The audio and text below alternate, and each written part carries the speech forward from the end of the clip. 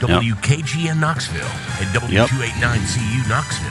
Fan Run Radio. With you for a couple till the great William Pattison, Tony Basilio, along with you, making it happen. I got Matt Diskin. I got Brian Hartman. We're fired up, focused, and prepared. Vols putting that basketball roster together. Piece number 1 fell. They snuck a guy in the dark of night. They're to be commended for that. And probably a loophole that not a lot of people knew existed. But they're on it, man. Right before the deadline. Basically, they got this Lumblade guy on campus with the thought that we'll get him before Kansas State gets to him, before Duke gets to him, before Florida gets to him. And Kansas State was in it because that was his former coach. Casey Alexander was there. But as it is, it's pretty insane work by them. And that gives them the first credibility piece to sell. Because now you go out and you can sell a point guard that, hey, we've got a viable, excellent three-point shooter. And look, I'm not the biggest film guy in the world and looking at film.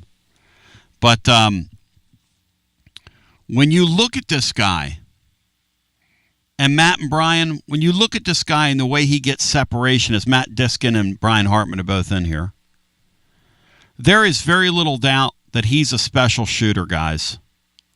This guy is a special shooter. And Matt, there aren't many of those dudes floating around college basketball. Kids that need a little crack of light, that have that, kids that have that ability to make a shot with a very, very, very little crack of light between him and the defender. It's pretty exciting stuff to see the Vols with him. Yeah, high volume 3-point shooter. Really doesn't need a ton of separation on some of those clips. Take some, not necessarily, can take some off balance shots that go in.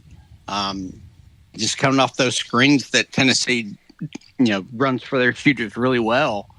But I think you got kind of another Chaz Lanier type guy who's just an elite 3-point shooter.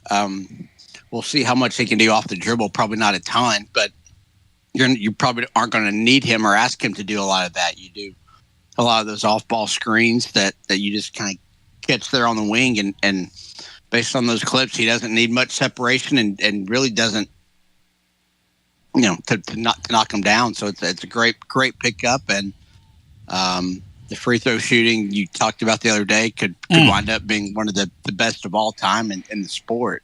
I mean, imagine that, Matt. Enough attempts, yeah. Isn't that crazy to think about how proficient you have to be? And then William Pattison's thing that he released on Twitter the other day, where he was in an open gym thing with a guy and he shot 179 3 balls and made 174 of them.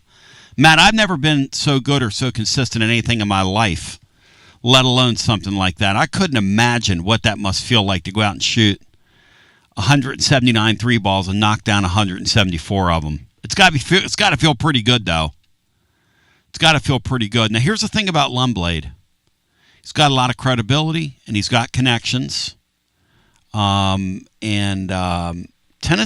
is in a spot right now where they're going to try and assemble this thing piece by piece, brick by brick, if you will. And it's pretty fun. It's going to be pretty fun to see this. This Lumblade guy can really shoot the ball. And it's going to make their ability to go get a point guard easier now, because now you have credibility. That's why Duke wanted him. There aren't many of these shooters. There aren't many of these shooters laying around. And the thing about it is, he's a great player. Now, people are asking, is he like Dalton Knecht? Matt, no, he's not. He's not a Dalton Knecht athlete. He can't get off the floor like Dalton Knecht. He's got one skill. But his one skill is pretty incredible. To be able to shoot the ball like that is a pretty insane skill. But that's him. He's a one-trick pony now, Matt.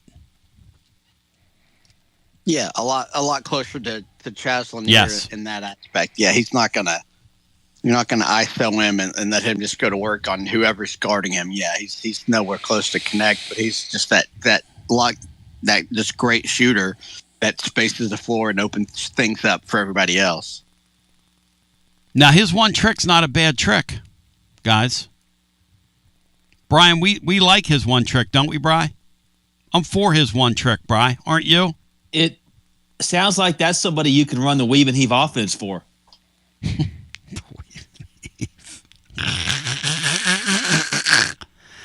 Matt, where did you get this guy? Where did you get Brian Hartman, Matt? Where'd you find this guy? He was here long before me. So you're not responsible for him? Is that what you're saying? No, I can't take credit for Brian. Are you sure? I wish I could. We've got a lot to get into today, though. Very little time to get there. Today on the blog, we do a full breakdown of how Tennessee basketball is getting ready to take off like a rocket ship. The next thing I think you're going to see fall for them is they're going to add a combo wing player, a 3 that can shoot the ball, but it can also help them in a pinch at the 4. Tennessee's hunting several guys here. The way this thing's going to line up is you've got 8 days until the visits begin. Is that T? Thank you. 8 days before you read my mind. Thank you, hon. 8 days before the visits begin, and players will officially start entering the portal on Tuesday. That's when all the portal madness begins. You're going to start hearing rumors of this player linked here and that player linked there, and you're already starting to hear a little bit of it, but this is going to be an amazing thing. It really is. So, Brian David Speaks says, how do we know Lumblade isn't Justin Powell or Victor Bailey Jr.? How do we know that, Brian? How did we know that Jalen Carey wasn't EJ Anasicki? Matt, when you look at film of that Lumblade guys, he looked like either one of those two guys? Because he does not to me. He looks like a dynamic shooter at the collegiate level who won Player of the Year in his league last year. He's just got a much higher usage rate than those guys did. That's another good point. He's actually played a bunch. Those guys were kind of, kind of bounced around. Didn't play a ton, like weren't full-time starters or had the shot volume that this guy does. Granted, it's at a lower, low major school, but when you can shoot like that, I mean, until you get to the NCAA tournament, the balls are the same, and in the regular season. Somebody wrote, and this was Cinco's thing yesterday, hopefully Barnes doesn't wreck his confidence shooting the ball. Tennessee's bringing him here to do one thing, and that's make 3-pointers. Rick Barnes is not going to try to turn this guy into some kind of defensive basketball player. I'm just telling you, they're going for offensive players. And you think you could score on this guy, Tone? Is that what you said the other day? I had a couple people text me and say, Tony, you can kind of pump your brakes on that. Mari was like, Tony, you couldn't score on an 8-year-old in an open gym, let alone a Division I athlete. Mari's telling me to pump my brakes. Shout out to the great Jennifer Morris, who was in here today, laying down a new jam for you that will debut today on the show, but she's next level.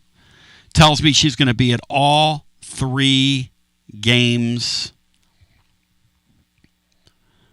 this weekend, which Matt Dixon will be as well. Matt, what are we expecting from the baseball Vols? What kind of response? Berkey's over there right now visiting with everybody, he tells me, and he's going to come out tomorrow and come eat some lunch and talk some sports. Bring Mike Monaco and Kyle Peterson with him. Mike Monaco's calling the games this week. I love Tom Hart, and I love Mike Monaco. Mike Monaco's next level, man. Calhoun's tomorrow. Do what? If those guys are at Calhoun's, that might get me out there tomorrow. Say, I knew that, Matt. That's why we say these things. I think they'll respond really well. I think they'll win the series. Yeah. I just hope the weather holds up, and I hope our fans come out, which I'm sure they will. I think it'll be an awesome weekend over there at the newly renovated Lindsey Nelson. First kind of big home series. With that, I think it's going to be jam-packed. Fire marshals are going to be doing extra work, and it's going to be a lot of fun. Yeah, and to Danny White and crew, I say jam them all in there, man. I like when they had the tournament, the NCAA tournament games in there, and on that landing, which is now there's a lot of stuff on that landing that wasn't there before, out in left field. But I say jam as many people in there as you can. Make the thing look like Woodstock up on Yasgur's farm. Let's go. But we have an update today on the blog on Kim English, and his doesn't look like he's coming back. Here's the thing about a lot of this stuff. It's very fluid. We're going to attempt to talk about it in real time. Don't hold me to things if people change their minds. I'm just telling you in real time. So I'm going to ask for some nuance here, some understanding. They feel good about Evans right now. Here's the thing about Evans. Evans could tell him yesterday, hey, my intention is to return, and then somebody could money whip him and he could be out of here. That's how the stuff's going to go. But Tennessee right now, the bottom line is they're going to be super aggressive in the transfer portal. They are going to sign, as we wrote today in the blog, at least 4 more guys, maybe 5. And they might sign to 6 before it's over. That's because you have 2 flight risks on your roster. You've got Boswell, who's a flight risk on your roster. And you've got Estrella, who's a flight risk on your roster. So, and Boswell's got to understand that, he's not going to get 24 minutes a game next year. Matt, in your perfect world, how many minutes does Boswell play? In your perfect world.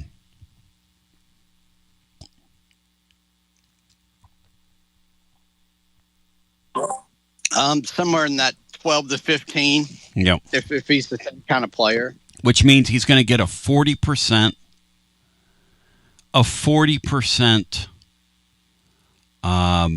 usage rate decline, cut. And he might see himself as better than that. And I think he'd have an opportunity to go play with Gainey at NC State. And that a thought is that he might do that. So, also today on the blog, we put down, somebody asked me about the top 10 basketball jobs right now. I was teasing with the Kentucky people yesterday saying they're one of the top jobs in college. But they're always going to be. Because they have a fan base that's sick with it. Now, what they prove to you, though, is you better have the right coach, and they better know what they're doing in this era, and they don't right now. So for now, you can kind of lay them off to the side, but they're still a top job in the sport. I'm going to ask Matt about that later as we go, so we'll go through that.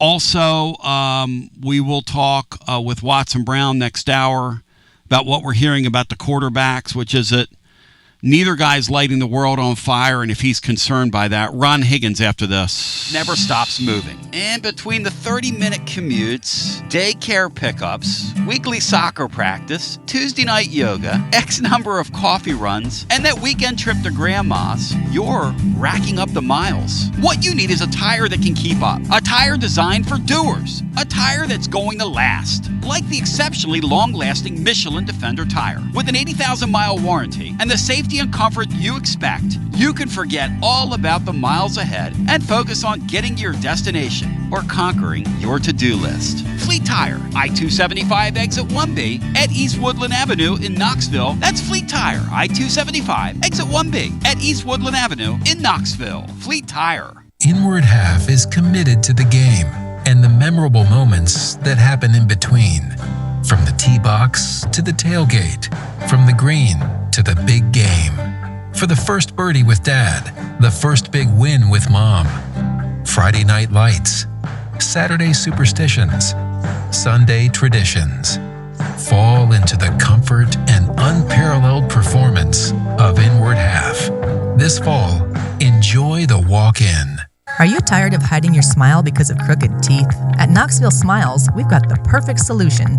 Invisalign. No metal, no wires, just clear, comfortable aligners that straighten your teeth without anyone noticing. Eat what you want, smile with confidence, and see results in as little as 6 months. Call us today for more information about Invisalign, 865-539-1776, or just visit us online at knoxvillesmiles.com. Smile brighter with Knoxville Smiles. Fan Run Radio, where Big Orange Country comes to talk sports. Start your morning off with your daily dose of talk sports with John Reed and Cody McClure from 8 to 11. Then it's Tony Basilio from 11 to 1. The Playbook with William Pattison from 1 to 3. And The Drive from 3 to 6. It's 10 hours of hard-hitting local sports radio every day. Out-of-town law firms have been swarming into East Tennessee lately. From Memphis, Chattanooga, and Birmingham, they've stormed into the area. Wouldn't you rather do business with a local firm? You know, a true neighbor. Marcos Garza and the pros at the Garza Law Firm are just that. There are neighbors and friends that support local causes year-round. The Garza Law Firm works to serve you professionally on criminal matters, injuries and accident matters, and Social Security and disability filings. The Garza Law Firm is here for you at garzalaw.com. The Garza Law Firm. Let us help. Start the new year with comfort and savings from Pipe Wrench Home Services. Tired of high energy bills and constant heating and AC repairs? Ready for a more efficient home? There's never been a better time to upgrade your comfort and take control of your energy costs. Upgrade your HVAC system now with Pipe Wrench Home Services and make no payments until 2027. A new energy efficient system means lower bills, fewer breakdowns, and peace of mind for years to come. And with Pipe Wrench Home Services same-day service guarantee, you won't wait to start enjoying a more comfortable home. Your comfort isn't just our job, it's our promise.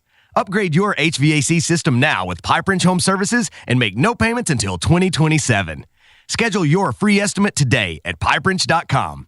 Pipe Wrench Home Services, trusted in Knoxville, Maryville, Oak Ridge, and neighboring communities for over 20 years. Same-day service guaranteed, or the visit is free. Offer good with approved credit. Some restrictions apply. Visit pipewrench.com for details. Hey, I'm Alan, and we ship floors on Bristol Highway in Johnson City. Are you tired of walking around on that ratty-looking carpet that you have? Well, today's your lucky day because we have Supercore on sale for $1.79. 58 colors we're liquidating. Supercore is the best waterproof floor with a lifetime warranty. Where are you going to find that anywhere else? Nowhere, let me tell you. $1.79 lifetime warranty. Come on down to Bristol Highway on your truck and trailer and let's make a deal. Gotta love this time of the year. Hoops here, home runs over there, and you've got to get your Tennessee on. And there's only one place, the best place to shop for your officially licensed Tennessee Volunteer gear, Alumni Hall. Hands down, the best store for Vol fans. They've got the latest and greatest apparel for the entire family. Hats, man cave items, decor, and more. Get your Vols grill cover, a plate for your burgers, and of course, that chef's apron for all that outdoor grilling this spring. And accrue those rewards and watch your balance grow online or on the app. We'll see you at Alumni Hall and alumnihall.com and G to the B to the O. Alumni Hall. I love it. We're live. We're breaking it down scientifically. We're moving right to left across your device and in 3-dimension through your vertical hold. It's pretty next level. On our Newsmaker hotline now joining us, the great Ron Higgins, who... God, man, when I was a kid, I remember hanging out with him at the SEC Media Days. Higgs, you're the man. You were the voice in Memphis all those years. You've been a voice in the Bayou for a better part of a generation. You were at John Adams' wedding out in Vegas when I think it was an Elvis-themed thing. You and Mike Strange were there. This John Adams guy is a real weird dude, man. We hang out with him on Tuesdays. He's what you call an American original. John's certainly that. And he's a strange dude. Do we agree on that, that's one strange dude? Yeah, he has a different way of looking at the world. He really does. Yeah, he's a little on the, I like John. You like John. He's a little on the bizarre side. But you know what? I'm a little bizarre myself. So we kind of see it down. I don't know. I was getting ready to say I see it the way he does. Nobody sees it the way Adams does. All right, let's talk. So Will Wade comes back. Yep. Lane Kiffin is there. Yep. We've got a lady that dresses like Ric Flair when it's time for big basketball games. You're pleading. And this Johnson guy, this baseball coach is a big ego guy. Gymnastics coach is like an all-time legend.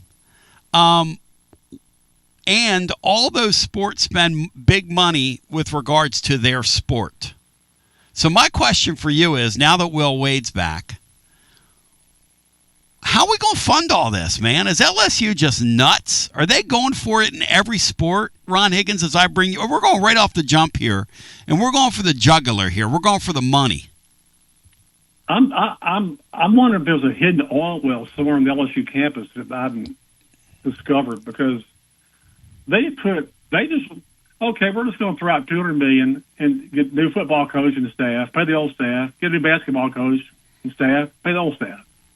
I mean, they got a new president, and he came in October from McNeese, which explains a lot. Like Will Wade is here, and man, you could tell from his comments in the press conference on Monday, Will Wade's introductory press conference, that this guy is all in on sports at LSU. I mean, the other guy was more of a politically correct guy, more of a athletics is good, but I don't know if it drives you to diversity. And this guy is just the opposite. I mean, the new president is just the opposite. Mm-hmm. He put it this way, he said in his press conference on Monday, he introduced Will Wade. He said, our athletic department drives the brand recognition that illuminates our university. The ignition point for the entire process is athletics. It drives the brand. We don't gather to celebrate mediocrity. We didn't aim to be competitive, simply competitive. We aim to be elite. We want them to hang banners, win national championships. That's the standard. That's the expectation. And they're obviously they're putting out money to do it. I mean, they gave Will a 7-year contract, and they said we're going to give you $12 million in your NIL budget. $12 million to start? Yeah, it's an NIL budget. Yep. I understand most places. I think the SEC norm is like 10. I think. Yeah. Mm-hmm. I'm this year it's gone to 10. Yeah. I'm sure LSU was under that. Yeah. But they look at this way. The basketball program was dead in the water. Yep. And he was the guy they wanted. They wanted him back. A lot of people wanted him back. I wanted him back. The misconception about Will Wade is he's a bad guy. Mm-hmm. And he's not a bad guy. He's just a bad cheater. As a human being, he's not a bad guy. Kind of reminds me of Donnie Tyndall. Donnie Tyndall was a good dude. Yeah. He was just bad at covering his tracks. Yeah, and Will was. And that's the deal. Yeah. And he, got a coaching year, went to McNeese a couple of years, did great. Yep. I think lost 5, then went to North Carolina State for a year. Yep. But this was too good to pass up for him. He really loves Louisiana. I mean, he connects with the vibe here. Mm-hmm. And you have to have coaches that are Louisiana, especially LSU, likes their coaches with big personalities. They just do. Now they don't look at it as egos; they just look at it as personalities. And I think it's what attracts fans. And I think honestly now you need that to attract donors. I think you need a coach who not only can win games, but is attractive to donors. Well, you're right. Our football coach concerns me because here's the deal in the NIL market. This is how it works. We had Adam Sparks, the news uncle, does a great job on with us yesterday. Yeah. And he's just terrific. And we were talking about this misconception. People think that NIL funds are controlled by athletic directors. They're not. There's a $21 million piece that they cut, and each sport gets it. But then each head coach has to keep their ear to the ground, has to get involved with the collective, and irrespective of what the collective have, they have to be able to pick the phone up and call said booster when it's time to recruit an extra add-on player. That's what goes on in all these schools. And Exactly. and the coaches, Ron, that can do that and are adept at playing the political game and stay in the good graces are the ones that get ahead and win and get the better rosters. And the ones that don't do that are the ones that kind of get left behind. And so my question for you is, rank, if you can, the adeptness of these coaches at LSU to do that, to sort of play the game. Kiffin for sure. Yeah, Kiffin knows. Yeah. Mulkey. She's very good. Will's good. He's back. He's good. Yeah, he's going to be good at it. Jay Johnson's good to a point. I mean, he doesn't have the big personality that the other guys do, but he knows how to communicate, and and he's well liked. Yes. And Jay Clark with gymnastics, probably in that order. And those are their best sports, obviously. I mean, maybe now basketball is back; it'll pick up again. But yeah, the sports that I really believe now, when you go hunting for a head coach, you have to get a head coach that with a personality, yes, that's attractive to boosters who want to give money, and they like. I mean, when they got Kiffin, yeah, he cost a lot. Immediately, though, boosters started giving money. More money. There are boosters who never gave money before who were given money. Look, I hate to admit it, Kiffin would kill here. He'd kill here. Yeah, I mean, I know he would. When he was here, hey, Matt Dixon, when Kiffin was here and he was doing all that stuff where he was talking trash on all the schools in the league and this, that, and the other, and it was kind of reckless, our fan base loved that, Matt. Yeah. If he would have stuck around here, Matt Dixon, he would have been a huge star here. Because that's part of our ethos here. We like that. We like people that are not afraid to disturb. That's why we liked early Bruce Pearl, Matt. We glom onto that stuff. Matt, your thoughts on that?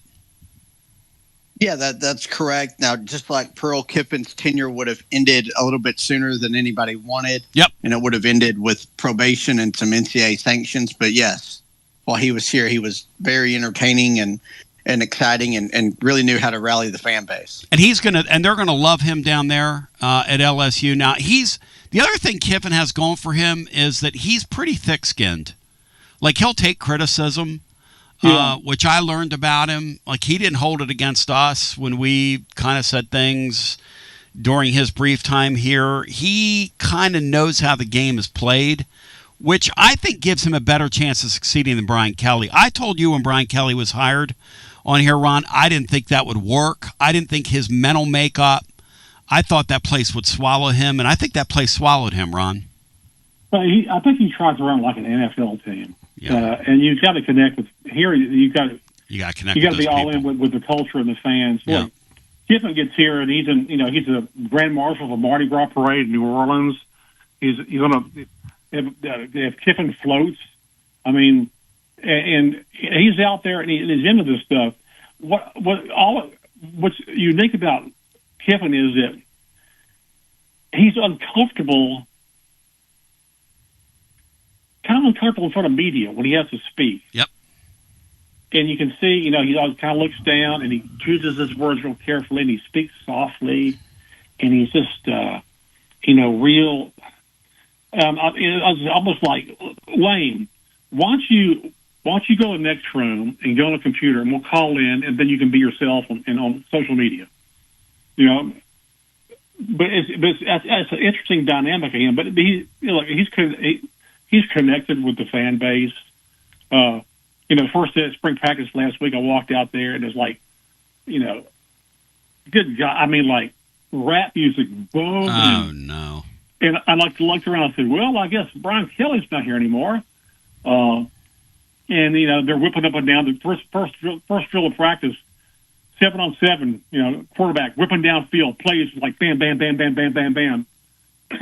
So, I mean, the thing is, like, LSU all of a sudden has become everybody's whipping boy. Like, LSU has no morals. They hired Lane Kiffin, Ole Miss, and he, before a playoff, they took Will Wade away, and he said he was saying, there are no rules anymore in the NCAA, therefore there are no more morals. that's the way I look at it. There's no morals left because there's no rules. You just do what you got to do, and then if it's allegedly against the rules, you go get a judge and file a lawsuit, and NCAA backs down.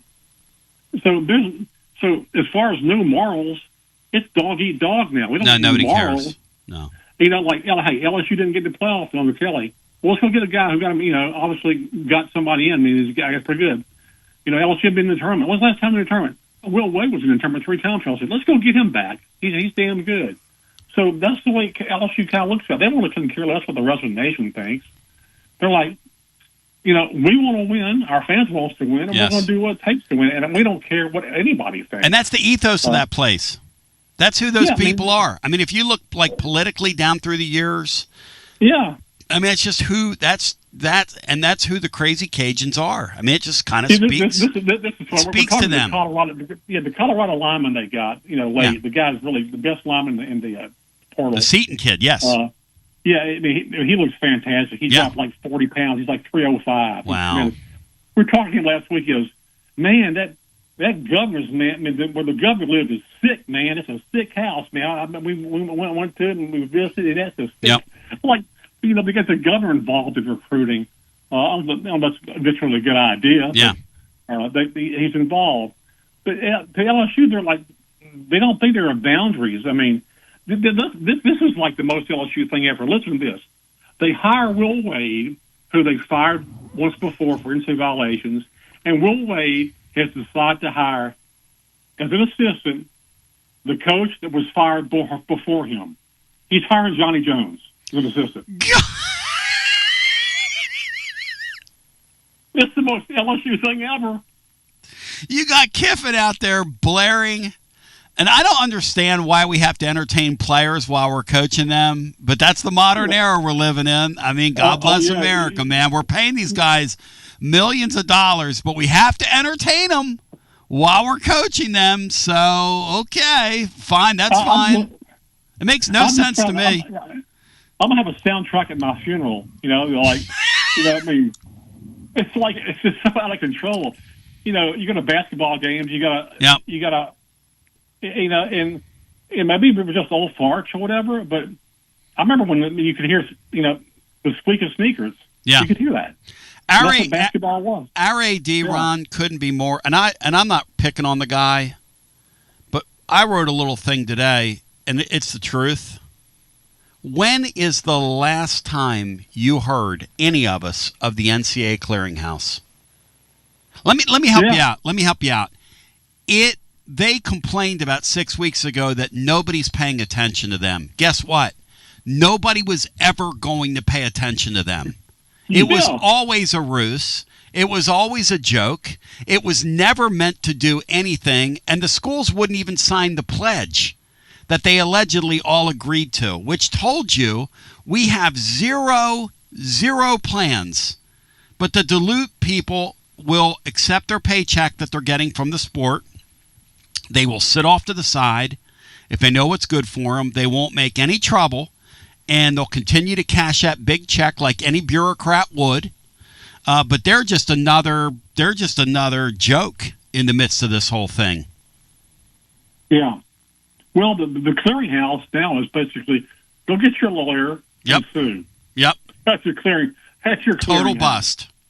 Yeah. And our AD said that he was afraid of it. He said that's why we have the brakes on our football. You got the brakes on something. You can't put the brakes on anything in this league. Hey, listen, Alabama's got the brakes on them because they don't have the money that schools like Tennessee and LSU do. That's a problem for Alabama. That's why Nick Saban got out. They got a coach they don't believe in. And they have a coach they don't believe in. Yeah. They don't believe the guy, so they're like, why should I give money to a guy I don't think is going to win? That's kind of like, I mean, honestly, the fans run the show now. The boosters clearly run the show. They kind of ran it before, but now they run it. Yep. And that's just, the best funded teams have a chance of getting to the playoff, and then those who aren't funded that great usually don't get there. I mean, and everybody talks about Indiana and what a great story they are. I'm sure Indiana's probably doing better in the portal this year than they were last year. But more people want to get money now. They won, but I just find Indiana's kind of like the exception, and I don't think Indiana's like the blueprint for building a program. I think it just happened to work out that way. Yep. But usually the people who spend the most money and get the most money have a chance to win, and if they don't, they'll just fire the guy and go get somebody else. But that's like I said, LSU they got a pretty good set of coaches, and when you throw in Clark and Jay Johnson, you got 5 really, really well. You have people who won national championships with Mulkey, Johnson, and the gymnastics coach, and Lane Kiffin, who look, I in terms of his accomplishments, it's hard to argue now because the piece you could have said about him before last year was, okay, what's this guy done in his big games, and that would have been fair. But when you get Ole Miss in the modern era to the playoffs, hello. I mean, that's a pretty strong accomplishment. Now, Will Wade, I'll say this for Will Wade. I'm not sure about Will Wade. Will Wade made one Sweet 16, right, with playing really far way in the gray area, probably buying his roster. I think he bought his roster. I think the jury's out on him because now the footing is all equal. Okay, you got a $9 million payroll. Tennessee's got 9 to 12 to play with, whatever the money is. Several teams in the league now are going to spend like Will Wade. So it's put up or shut up for him. Is that a fair thing of me to say?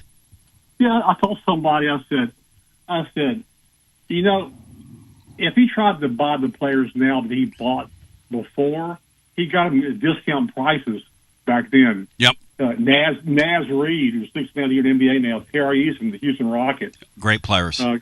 Kid that plays the outside shooter for the Brooklyn Nets, who was really good for a year here. Mm-hmm. Trenton Watford. I mean, he had some those ballers are good now. Guys, I told people, I said, Will Wade bought better players illegally than Matt Mann bought legally. Yes. And that was a problem. So it'll be interesting. But it'll be fun. It'll be.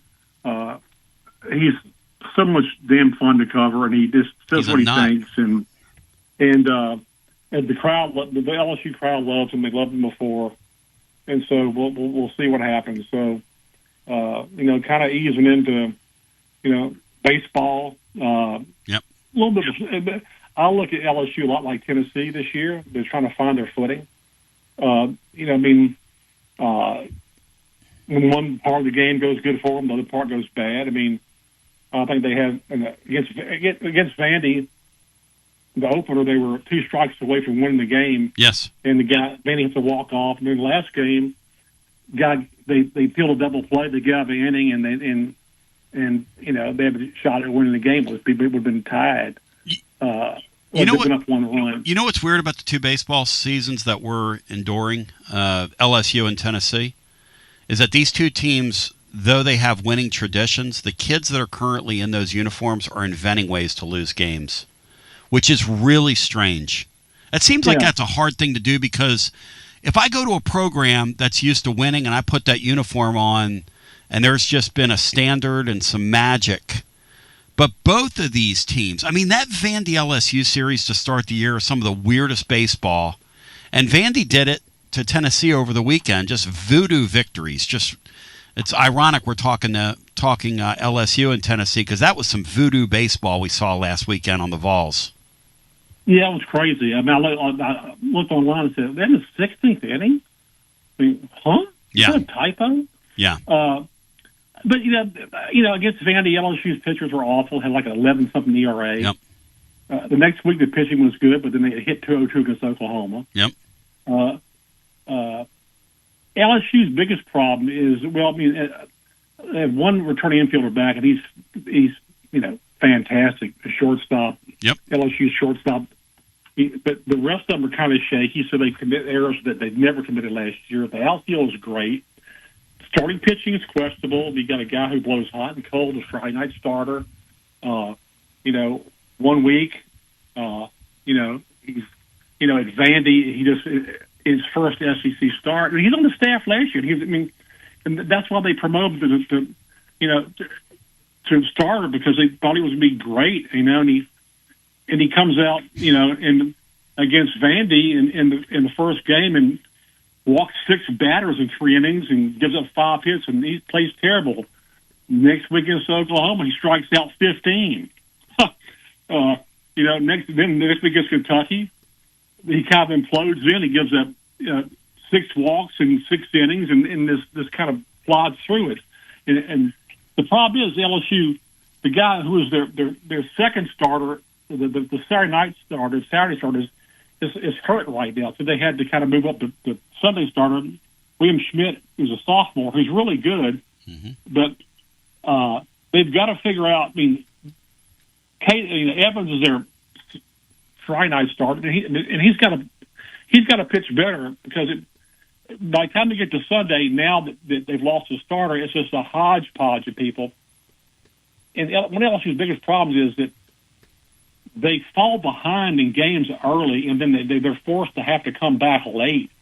Last weekend against Kentucky, they were down like 7-0 after 3 innings. Go! And then they caught up with 7-6, and then Kentucky put out the 10-6. Then LSU blew them out last year. The LSU won 17-10. So LSU's players they have returning from last year are playing great. All their position players are playing great, but it's the new guys that you don't know about. They got transfers from different places, and they're still kind of up and down. And that's been just trying to figure things out, as Jay Johnson said. But that's their deal right now. They're still in the process of getting there. This isn't like 2024 when they played, I think, their first series were against top 8 teams, and coming off the national championship year, and they were just overmatched.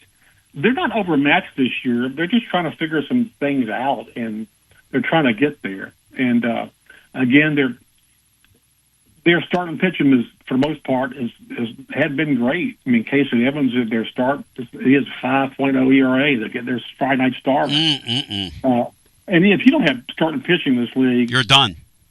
You're pretty much done. Yeah, you're cooked. The guy who's out, Cooper Moore, he has a 3.38. The guy who was starting on Sunday, who's been moved up, William Schmidt, has a 2.55 ERA. He's one of their better pitchers. So we'll see what happens. But I've been following Tennessee too, and I'm thinking, man, these teams are kind of alike here. It's kind of hilarious because they both been really good, and they were connected that way. The other connected was struggling, and if this Jay Johnson was talking about Vitello, this is crazy. Guys, you guy did a great job. He said, when he got the job with the Giants, I sent him a message saying, "Man, congratulations! You did a great job at Tennessee." He goes, he finally got back to me. He goes, like last week on opening day. That's Tony. And all he wrote was, "I'm glad I don't have to see you much anymore." Tony wasn't real fond of Jay. But the point is, as Ron Higgins joined Shreveport, BossierJournal.com and theronhiggins.com. Hey, Matt, it is kind of funny how these two teams, if they were stocks, Matt, I think I would buy both of them because you'd be buying really, really low. And I think both of these teams could have something to say before the year is over. I don't know that they will. I don't know that they iron their issues out, but they would both be worth buying right now while they're laying there as if they were stocks. Matt Dixon, your thoughts on this weekend as I bring you in. You're the guy that covers baseball for us. Yeah, well, they both have more than enough talent to make Omaha, which is kind of the goal. I expect both to be in the postseason, which gives you a chance, which is all you can really ask for. Maybe you don't play at home, but you're in the thing. I just think it should be a fun weekend with the stadium part. I've mentioned it a few times how it's kind of the first big stuff. They're going to do the dark mode thing for Saturday night. They have some orange lights that they're going to showcase that they haven't really talked about much yet. So I just think it's going to be a lot of fun. But no, it's two teams that are trying to find their footing, and that's what Jay Johnson teams do. He tinkers and does things throughout the season, and tries to find the right mix. Does it a lot. It gets annoying sometimes the way he constantly is kind of tinkering with things, but it makes his team play their best at the end. So no, it should be a lot of fun. I just hope Tennessee's can bounce back from that Vandy series, which they did a good job of Tuesday night against Austin Peay. So something's got to give here. Should be a lot of fun. Well, something's got to give, Matt, because they're having trouble pitching it. We're having trouble hitting it. So something's got to give there. Falls behind early too. Do what? Tennessee falls behind early Tennessee too, Ron. Doesn't avalanche anybody early like the Vitello teams used to. Yeah, they don't have any jump. Tennessee comes out of the dugout half asleep. Yeah, it's like LSU bats don't warm up until they get to the relievers. The other team's relievers, they finally get to knock the starter out. But they come out early and they don't score them. But Jay Johnson, the LSU players, talk about how much they love playing at Tennessee because it's a great crowd. Jay Johnson, man, it's a great atmosphere, man. Because it's a baseball school, it's a great atmosphere. We love playing places like that. Higgs, on the way out, you're the man. Anything else you'd care to add? I think we touched them all. I'd love to be in that room, though, when somebody tells Kim Mulkey that she can't get extra money for that shooting guard she's trying to get because it's been spent on the basketball side or been spent somewhere else. That would be a real fun conversation for somebody. You know what? And then she go, okay. She pick up a phone. She pick up a phone and say, hey, I want to buy this person. This is how much it's going to cost. Can you give me money? Okay, great, thanks. From your perspective as somebody that's a conscientious observer, okay, how wild is it for you to watch, and you watch women's sports too, how interesting or crazy is it for you to watch this Lady Vol implosion from several hundred miles away? Because this lady's program, this literally, you could not have taken dynamite and put charges around her program and blown it up any more than she has. It's nuts when you hear that a player tells a coach, "I'm gonna beat your effing A." Excuse me? What she said? The what? Oh, now she's outside getting some air on the bus. Really? Oh, you heard the news travels fast, huh? Because that is exactly what that Cooper girl said to her on the sidelines. What? I'm going to beat your effing. I've never heard of that in my life. No, I mean, if she was a senior, right? If she wasn't a senior, she'd be no. She's got another year to play. I'd toss her. I'm sorry. I'd have tossed her immediately. I mean, Mulkey is a disciplinary more than you think. Yes. But that, somebody told her that. Higgs is telling you the truth. Higgs has good sources. She'd be gone. I mean, she'd be gone. I don't know if the players. I don't know if it's a disconnect because of the style they play, and you're being yanked in and out of the game 4 or 5 players at a time. I know that's her. That's what she likes to do. Yeah. I don't know if you can win at that level doing this because it just. And that's her. I understand. That's what she's won that way before, and I get it. Fire a bunch of threes. You have no continuity on the court. Players never have a chance to get in a flow ever. I mean, you're out there 3 minutes, you're sitting on the bench. I don't understand that. They're destroying that brand. They're destroying. Danny White you're not destroyed you're not going to wear people that out brand. of this league, okay? There's teams of 7. They have 7 players, and they'll beat you anyway. No. You're not going to. Higgs is telling you the truth. That girl said to her, "I'm gonna whip you," basically on the sidelines. Yeah. He got that right. You're not going to work. I haven't said it on the air. He said it. It's the truth. It is what it is. The players are sick, and players are like, they're sick of it. I think that's one thing. No question. Nobody wants to be yanked in and out of games. No question. You can never get in a friggin' flow. Now, if she thinks she's going to beat people by wearing them down this league, yes. I don't think so. She pitched to Danny White, we're going to go get a bunch of mid-major players once all my old roster leaves, and we're going to populate the roster with 15 players that we rotate, and we're going to do hockey line shifts on people, and we're going to run people off the floor. And to that I said, somebody asking, Kim said that to a player? No, Ron, that's not what you're saying, are you? A player said that to her. Yeah. A player said that to her. That was the night that that was the night she said that the kid needed air. That's why she wasn't with the team was in the locker room. I think it was in the SEC tournament.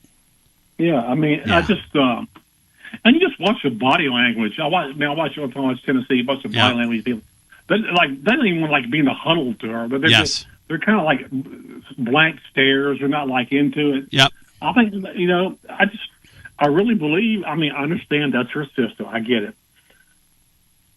but her system's not going to win here, man. It's not going to win. I mean, like I said, you're not going to wear people out. There's teams with rotations of 7 or 8 players. Yep.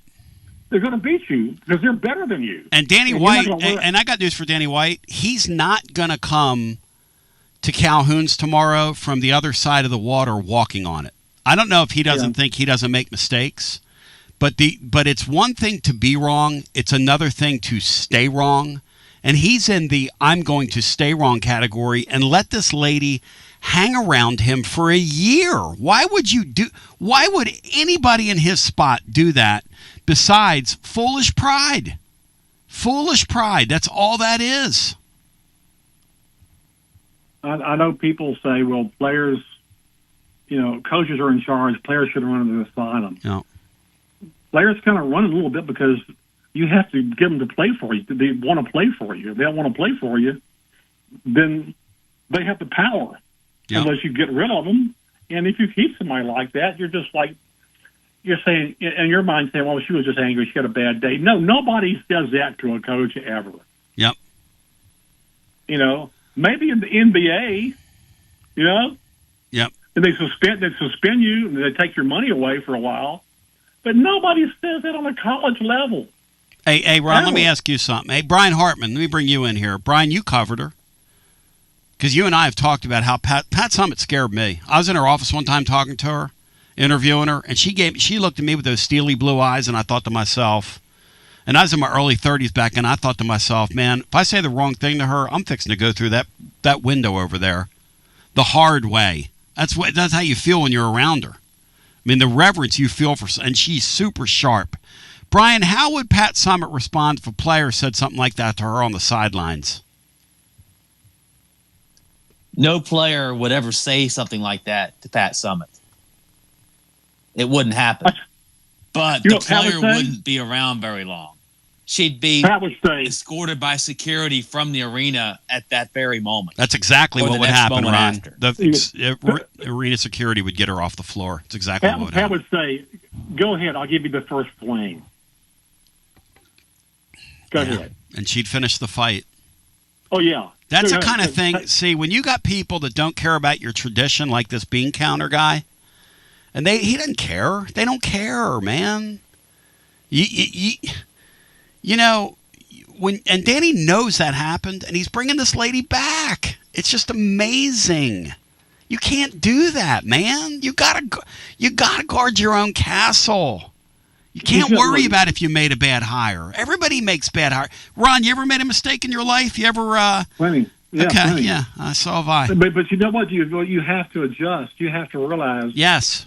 What am I doing wrong here? Yes. What you're doing wrong is it's a system you're playing. Okay. Yeah. And look, what she does, I counted how many she had.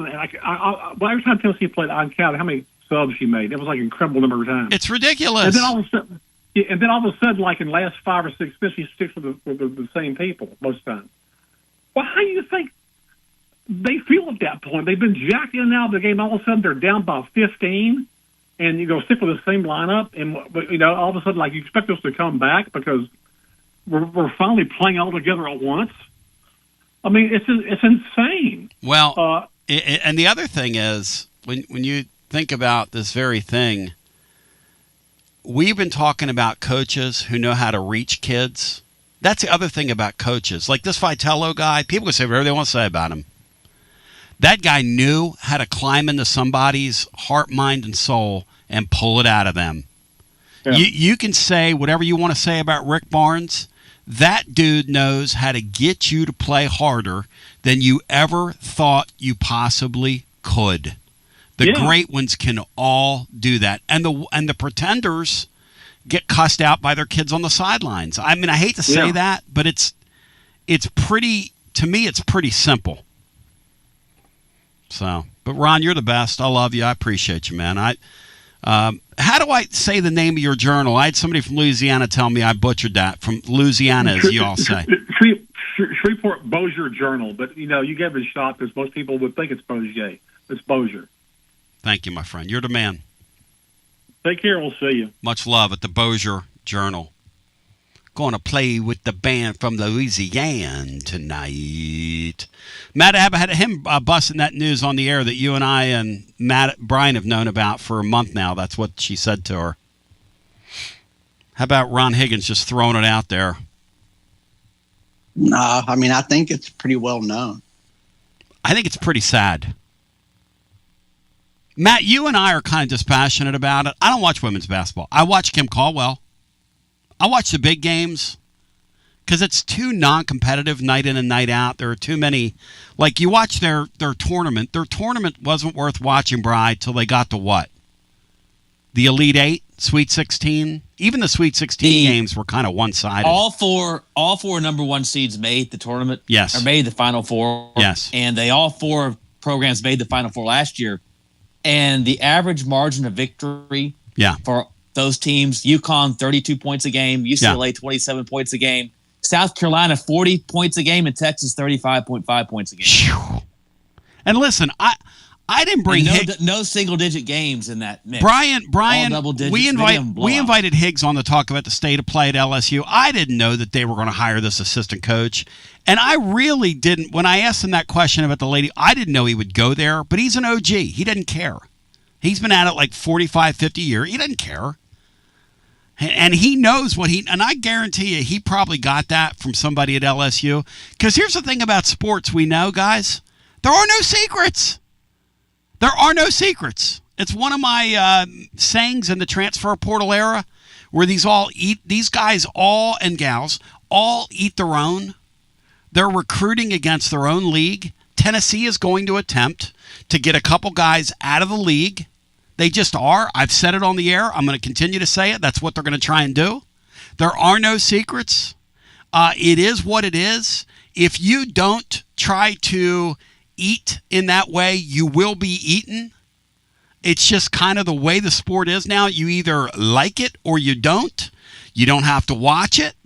And I try to, as much as we can here in real time, deal in the truth. Sometimes I'm going to say something that's going to make you mad. Okay, that's fine. People don't like my take that I was mad at Heupel after we made the playoffs for not being more active in the portal. I don't apologize for that. Rick Barnes said, you know what? We've gotten here 3 years in a row. I'm tired of losing in this round. We need more firepower. We're going to go get it. And by the way, we're going to try to get it off some rosters in my own league. And if he does, you know what's going to happen? We're all going to champion it. And they got this Lumblade guy on campus before anybody got there. And it's before anybody invited him to their campus. They took advantage of a loophole I'm not sure a lot of programs knew was there. The kid was a grad transfer. Let's add our first piece before the portal even opens. I mean, my gosh, man. That's so good. That's so good. Take a brief timeout and come back with more on the other side. Hour 2. Watson Brown after this. I want to talk to him about this quarterback thing because I'm hearing, well, you heard yesterday. You heard what Adam Sparks said. It's very tepid what they've seen so far. I'll put it this way. I'm not going to go like 5-alarm fire. They're moderately concerned at where they are quarterback play-wise. But they got a long time to get from here to there as we continue with more after this. You're listening to FM 105.7 and AM 1340. WKGN Knoxville and W289CU Knoxville. Fan Run Radio.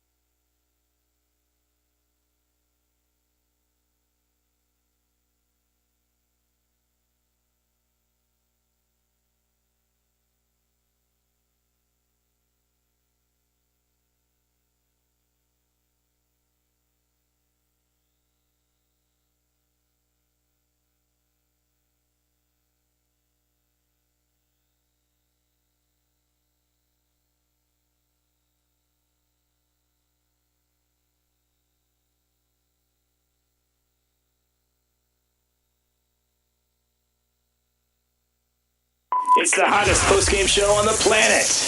Garza Law. Fifth quarter fan reaction. Fan reaction. As soon as the final gun sounds, we're live. Hi, I'm Jim Simpson, owner of Simpson Meats. When's the last time you grilled a really good burger or steak? One your friends still talk about. Our goal at Simpson Meats is to make that happen every time you have a cookout. All of our cuts of meats, steaks, burgers, briskets, and pork are always fresh, flavorful, and sustainably sourced. We are family owned, so we know the importance of knowing how and where your food is raised. We have been putting quality first since 1888. Visit our butcher shop off Lovell Road or online at simpsonmeats.com. Okay, so we really need uniforms and equipment for this season. Can I trust you with that? Cool, I'll just order them online. What? Yeah, I'm gonna hop online and I'm gonna get them ordered. Hold up, that's not a good idea. We shouldn't just spend money on some random online retailer, okay? I mean, it seems pretty convenient. Trust me, it's a terrible idea. Let me simplify this for you. SM Athletics. Okay, how do you pronounce it? SM Athletics? They're the go-to for uniforms and equipment, whether it's for universities, high schools, youth leagues, you name it. So why wouldn't you rather go with professionals who can guide us through the process, design the perfect uniforms, and deliver the best equipment? Yeah, I guess that makes sense. What's the name again? SM Athletics. Right. It's definitely smarter to go with a company that emphasizes customer service, fair pricing, and, of course, excellent products. Exactly. So, yeah, I guess it's settled then. For uniforms and equipment for all sports, it's SM Athletics. When a dangerous, overgrown, or storm-damaged tree is threatening your home, your car, or your family, don't risk it. Call ECR Total Landscapes, your local tree-cutting experts. From precision tree removal and trimming to emergency storm cleanup, ECR Total Landscapes has the equipment and the experience to get the job done safely and efficiently. Call today to set up your free estimate, 865-384-2012, or just go online to ecrtotallandscapes.com. Josh Collins at Collins Insurance Agency. At Collins Insurance, we strive to ensure our customers receive better coverage along with bigger savings. Our community is important to us. We want to provide exceptional service to our customers. Anybody can provide great rates, great coverage, but can you also get great service? And hey, don't just take my word for it. What's up, everybody? Zakai Ziegler here. My family turns to Collins Insurance Agency for the best service, coverage, and price. So don't just go online and get some random insurance. Experience the Collins Insurance difference. Like he said, experience the Collins Insurance difference. CollinsInsuranceTN.com. CollinsInsuranceTN.com. And hey, their Mama Zizi approved. CollinsInsuranceTN.com. Thank you to Josh Collins and Zizi. One more thing, Tony. Go Vols! Yee-haw! I've been hooting and hollering ever since I started betting with the VIP Play app. VIP Play has more than 200 leagues, every bet type you can imagine, live betting and live hosts, all with 24/7 support from real live people when you need them. Start betting better with the VIP Play app today. Don't be a better, be a better with VIP Play today. VIP Play coming soon. Gambling problem? Call 1-800-889-9789. Must be 21 plus and located in Tennessee to bet. Chilio here, and my friends at Carnes Motor Company started with a dream over a quarter century ago. I met Rob and Brian back when I still had hair, and they were working at a huge dealership in West Knoxville. But they told me back then they wanted to sell cars on their terms, and I wanted to do radio on my terms. Their terms, just like my terms, are ultimately your terms. In both cases, you're the winner. A Car Guru's National Award winner with a 5-star rating on all sites, just like our Vols. Everything about buying a car from Carnes Motor Company is no hassle. They specialize in high-quality pre-owned vehicles between the $5,000 to $25,000 range. And if you need to sell a car, they'll either buy your car or they'll help you sell it. Carnes Motor Company also has a top-notch service department. Therefore, every vehicle is rigorously inspected and serviced prior to delivery. So you're guaranteed to get a quality pre-owned vehicle every time. If you need a place for service, they've got you covered. Come be a part of the Carnes Motor Company family and tell them you heard about it from me. Online at carnesmotor.com, Oak Ridge Highway, 1 mile past the Carnes light. Carnes Motor Company. Big news, Basilio family. Get ready, because the 2026 Knoxville real estate market is officially shifting into high gear. All signs are pointing toward a record-breaking year, and the energy across East Tennessee is absolutely electric right now. Whether you've been dreaming of finding that next home, looking to capitalize on your current equity, or ready to dive into the investment world, the timing has never been better. Having a game plan is the key to winning in this fast-paced market, and I'm ready to help. Give me a call, Jennifer Morris, at 865-694-5904, or reach out at nextmovesmokymountains.com. That's nextmovesmokymountains.com, and go Vols!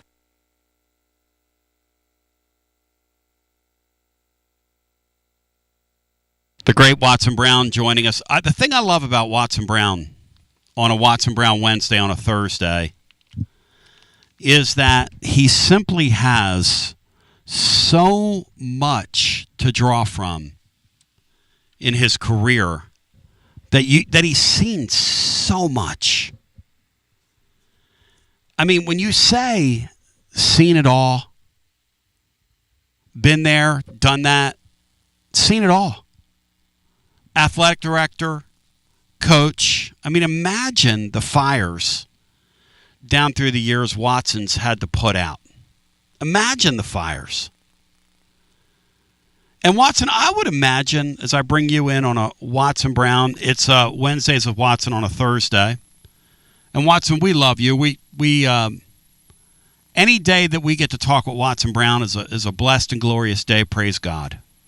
And you're my man, Watson. So happy Easter season to you. And I'm glad to have you on, my brother. Oh, I tell you guys all the time, it's an honor. You guys are really good, and I just really enjoy being on with you. How hard is it when you're an AD? You make a hire. You, last spring, give your hire a raise and say, and this is what Danny White said about Kim Caldwell, who had a great year last year with somebody else's players. He said she, before she leaves, is going to revolutionize the sport of college basketball. That's what he said about her last spring. How hard is it when you watch somebody that you thought was going to really succeed fail, Watson? A hire you made, because obviously you've done that. We've all done that. None of us are 100% right. How hard is that to admit it, Watson? It is one of the hardest things you do, because it turns, when you can stay professional in what you're doing, Tony, it's a lot easier. But when it gets personal and having to let somebody go that you really liked and thought would be the right one, and then isn't, you start second guessing yourself. You say, did I not give this person enough myself here? Have I not helped enough? It's hard. The hardest thing is to fire a friend. a true friend that's been a friend, for a personal friend for a long time. And that's why I look back, and that's probably not the best thing to do, is hire your personal friends. Because all of a sudden they're not personal friends anymore, because, I mean, you've let them go. And they don't look at you the same way anymore, to say the least. But you're exactly right. It's tough. It's happened to me. As a coach, as an AD, it's happened to me. And it's just you try your best to keep it professional. Because that's the only way to do it. But that personal piece just gets in there, man, and it eats at you. We were just talking a second ago. Ron Higgins, who we had on from Louisiana, was saying that. Ron Higgins. Yeah, there you go. There you go. Old Memphis guy. There you go. I hadn't talked to Ron in years and years. I hope he's doing okay. We had him on just now, and he was saying, that the word on the streets there was that there was a player that went into the portal today. Of course, they're all going into the portal from the league. I don't think nobody's ever seen anything like this. But she allegedly cussed at and basically threatened her coach when she was taken out of a game, and she didn't get reinserted in the game. In fact, they made her change on the bus. They wouldn't let her in the locker room after the game, which is never a good sign. But as an AD, it would be hard for me at this point to bring this person back. But it's hard because you can tell nobody wants to be wrong. I hate being wrong, Watson. Don't you hate being wrong? But I can't stay wrong. But I can't stay wrong, Watson.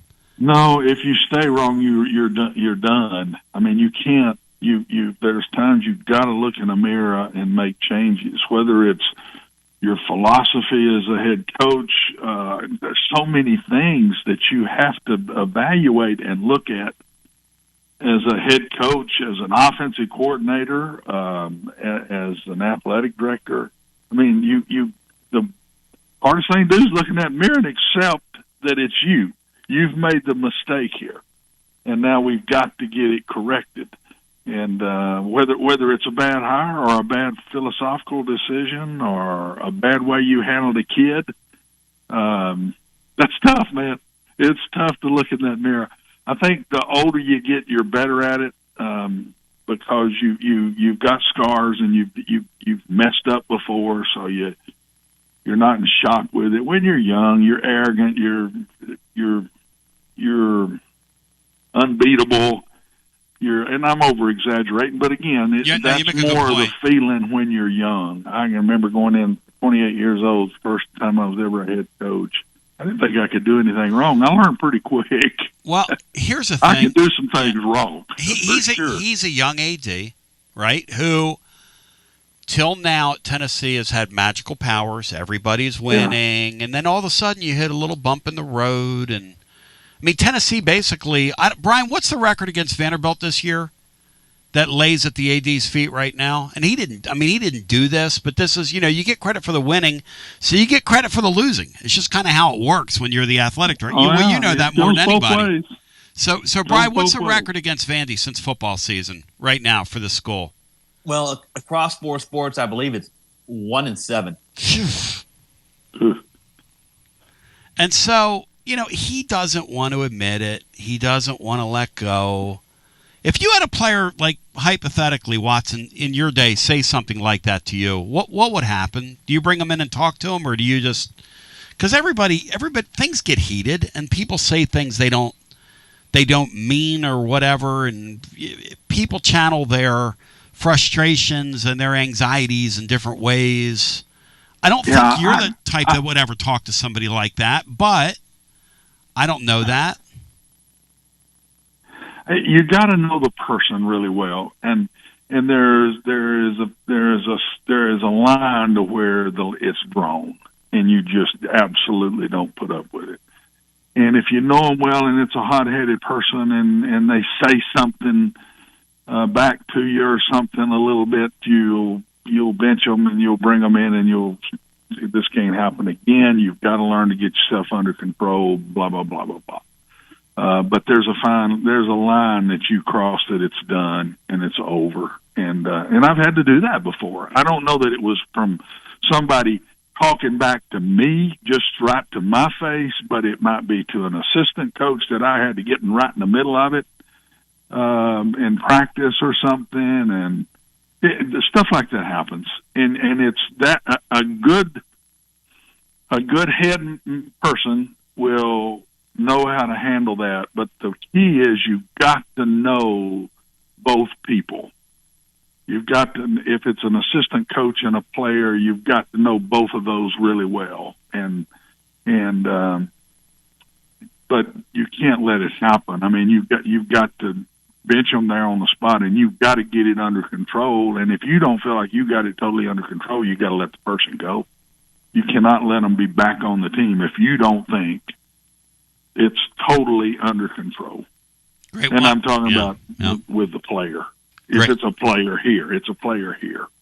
I've had assistants that we might have philosophical differences, and it gets a little heated. I've got to understand that person, and did this go so far I can't keep him here? Or is this okay? I get it. Don't do this again. I understand your feelings. You went too far, and you don't get a second one, but I'm going to give you a break. But I think it's the key is who is it? How well do you know them? And did it reach that point of crossing that line? Watson Brown, how much are we loving that Rick Barnes is adapting and adjusting the way that he has, taking the bull by the horns? They are getting ready to spend a ton of money in the transfer portal and go all out and go for it. Yep. And he's adapted and adjusted to the point now the Kentucky fans online and on their shows, Watson, are crying because they got a commitment from this Lumblade guy when everybody thought that this is a dead period. But what they don't understand is, and I'm getting ready to educate them, is that this kid was a graduate transfer who didn't fall by the regular transfer portal window rules. In other words, it was totally legal to bring him in before the dead period, which is what they did, get his signature on a contract, this Lumblade guy from Belmont, who might be the most prolific shooter right now in Division I basketball in terms of usage rate and percentage. I mean, he's a guy that got 7 up last year, shot 43%. The year before that, or this year he got 9 up. The year before that, Watson, he got 7 up a game and made 48%. And for his career as a foul shooter, Watson, he's in the 90s. Yeah. In fact, he's going for the all-time record. If he gets enough attempts this year, he'll walk out of college basketball as the all-time leader in free throw percentage for a career, Watson Brown. Do you believe that our neighbors to the north are very, very sore about this, Watson? Very sore about it. Just the way it is. Somebody got to win. Somebody got to lose. You can act the way ever you want to act with it. You want to move to the next one, or you want to sit and fuss about it forever. But somebody gonna win. Somebody gonna lose. And everybody right now, in my opinion, Tony, in college basketball is hunting shooters. They're hunting shooters. Everybody's got the guys that can jump and run and athletes, and they're out there. But finding the shooters in today's world, and I'll add playmaker to that shooter, the playmaking shooter, and even one of both. I mean, sometimes a shooter's not a playmaker, but you can sit him on a wing and you can penetrate, and he's going to get his shots. And if he's good enough, they're going to move out to him that penetrator is going to get to the goal because you don't have people falling back in that paint. Yep. And so, I mean, that everybody's hunting those guys. Everybody is hunting those guys, and size is still a big piece this year. If they'd had another shooter, they might be in the Final Four right now. How about this one? Rick Barnes basically is telling people, we are going offense. It's great that we've played great defense, but he's looking around in that Final Four and he's saying all those teams, like you just said, Watson, can shoot the basketball. Again, I'm back to this. It's one thing to be wrong, It's another thing to stay wrong. It's one thing to dig in your heels and say, these are my principles. I'm not going to deviate from them. Because this Lumblade guy, they say Watson can't guard anybody. Isn't it beautiful to see a coach like Rick Barnes say, you know what? I'm going to try a different approach. Because you know that's not easy. You know that's not easy. No, you've grown up, and I giggle because... He giggles because, Bri, we just cut him off. We just cut the man off. Matt, what do you think about these Kentucky fans? We have Kentucky fans, Matt, in our chat that are accusing us of cheating because we got Lumblade here when he was a grad transfer, Matt. And apparently some Kentucky media was talking about it. They don't even know the rules, Matt. They just don't know the rules, so... Do they care about the rules, Matt? The basketball program, well, it just shows how far their once prestigious program has fallen to be kind of middle of the pack in the SEC. Yes. Got to attack the portal. Tennessee did. Kentucky obviously hasn't. Call Watson on have they even signed a high school player yet for this upcoming class? To my neighbors to the north, I just want you to know something. I love and respect your tradition more than you do. Because I wouldn't bring Mark Pope back next season. So apparently you don't love and appreciate your tradition as much as I do. But I want to shout out my friends at Simpson's Meats who present the great Watson Brown today, who's laying it down today. Look, it's one thing to be wrong. It's another thing to stay wrong. You got to give my friends at Simpson's Meats a shot because you're not going to make a wrong choice there. Look, it's the grilling season. It's the barbecue season. It's time for you to get out there and make it happen. Simpson's Meats raises and sources their meat from farms on pasture on purpose. That tradition began in 1888 on Jim Simpson's farm. Steaks, burgers, sausages, roasts, chicken, variety of local offerings at their butcher shop. They got milk, they got the honey, they got the jam, they got the eggs, they got much more. Stop by and taste the best from our Tennessee community. That is Simpson's Meats. And remember, they also sell half and quarter cows. We have a couple of Kentucky fans in our chat today having cows over the fact that Tennessee has gotten Tyler Lumblade, who's a shooter first. And Watson, you were saying it is not an easy thing for a guy like Rick Barnes to say, hey, what we're doing here is we're just not going to get past the Elite Eight if we don't change. And I think that's pretty amazing to watch this. No, and you got a chance to go from a good coach to a great coach. Yes. If you do that. Nick Saban went from a good coach to a great coach by changing and going offensive. And not just trying to beat you defensively. That's exactly what he did. Bear Bryant went from a good coach to a great coach because he had to change his philosophy of the way to recruit, number one, and then he was one of the few passing the football, had Namath, had Stabler, and went to the wishbone. The good coach becomes a great coach when you leave some of your true thoughts and then you win doing it the other way. Saban won by bringing in all kind of great offensive coaches, and it won him championships. And so, I mean, that's the flat facts, and that's why I giggled when I heard that Coach Barnes is doing that, because I think that is the step he needs. I've watched him the last few years. They're really, really good. But they can't get over the hump because they just don't have enough scores. Watson, the bottom line is Sunday, when you play a team like Michigan with all five positions and they can shoot it like that at all five positions, you have, and you've been in that spot, we've all been in that spot, you have zero chance in that game. And you know, like 5 minutes into that thing, that's got to be a terrible feeling to get in that spot and go, you know what, today we have about zero chance. Yeah.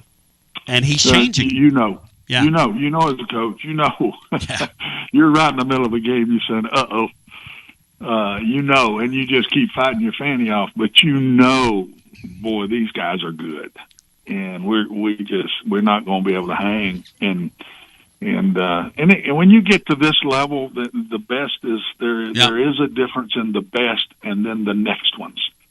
And the next ones and then the next ones and the next, they're all pretty close. But the best to the next ones is a big, big difference. Well, I mean, look, and Barnes has got a window here, and they're going to go for it. And they're going to, quote-unquote, shoot their shot. I want to go back to something here, historically speaking, because I've often heard this down through the years, being somebody that come from the Northeast.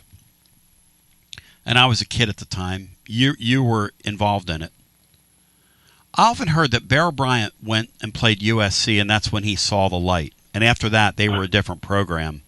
Do you think that's accurate? You think that's an accurate depiction of what happened? I think that's 100% accurate. He played Southern Cal in Birmingham and got just beat like a drum. I mean, it was physical. It wasn't just one of them laying it on the ground and easy scores, or it was just absolutely physical. And he's a very smart man, and he knew I've got to change.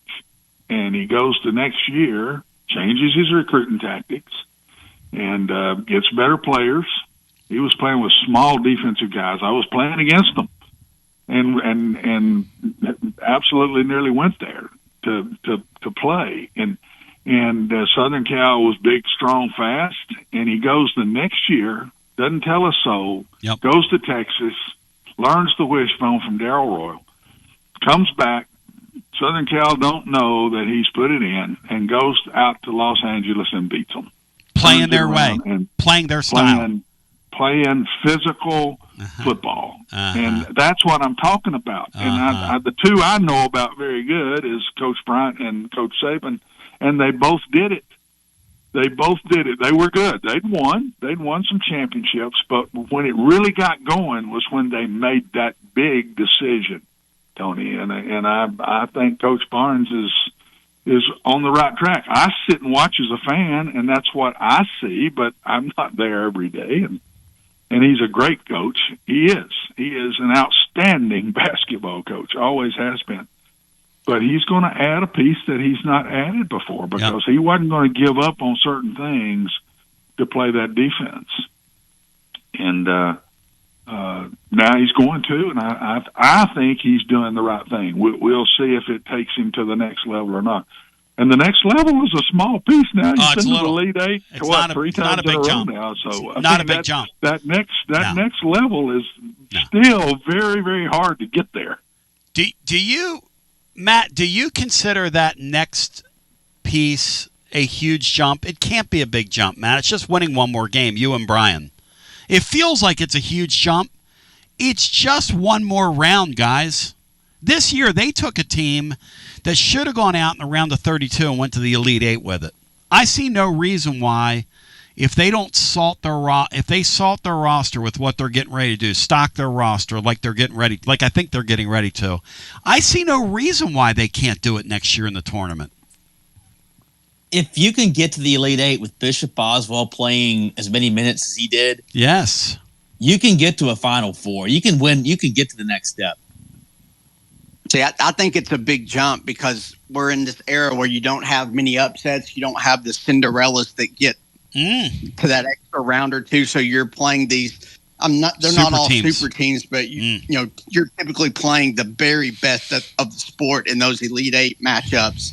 So you have to be a really, really good team to do it, or you have to play one of those unique styles like Alabama plays, which Barnes doesn't do. So you have to be a really, really good team with almost no weaknesses or very few weaknesses to take that next step. And conversely, Matt, I didn't even consider what Watson Brown's talking about. When Nick Saban sat there and decried that offense and hated on that offense publicly, and then he went out and recruited one of the guys that ran that offense to run that offense at Alabama, because he knew, if I don't do this, I'm getting ready to lose my place in this sport. That's a great comparison, Matt. That's a very good comparison. Yeah. The very best coaches can win. Can win with different styles, different teams. Saban is probably the best example in the modern era. Absolutely, it's a great point.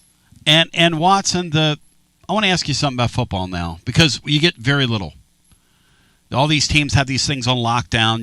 It's state secrets. I mean, hell, we don't want Iran to get the codes. You know what I mean? So it's so serious. So that said, what we are hearing out of practice is that both quarterbacks have a long way to go, and they're hoping that one guy, by the time they get to the fall, is going to be a serviceable, okay quarterback. That's kind of what they're hoping for. Does that surprise you, or is that about what you were expecting to hear from one true freshman, one guy who was on campus for one fall but didn't hardly play, that these two guys are trying to find their way? Is that kind of what you thought you'd hear? Yeah, at this point, but I'm not near as concerned as your voice sounded, because one of them will come through.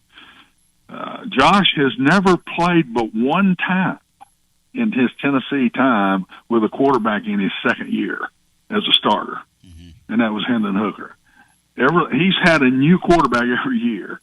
He knows what he's doing with this, and he'll figure out which one it's going to be. There are differences, I'm sure, and I'll bet you that's what they're trying to figure out right now.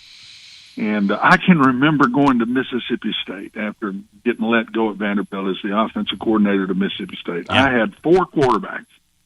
All 4 of them were different.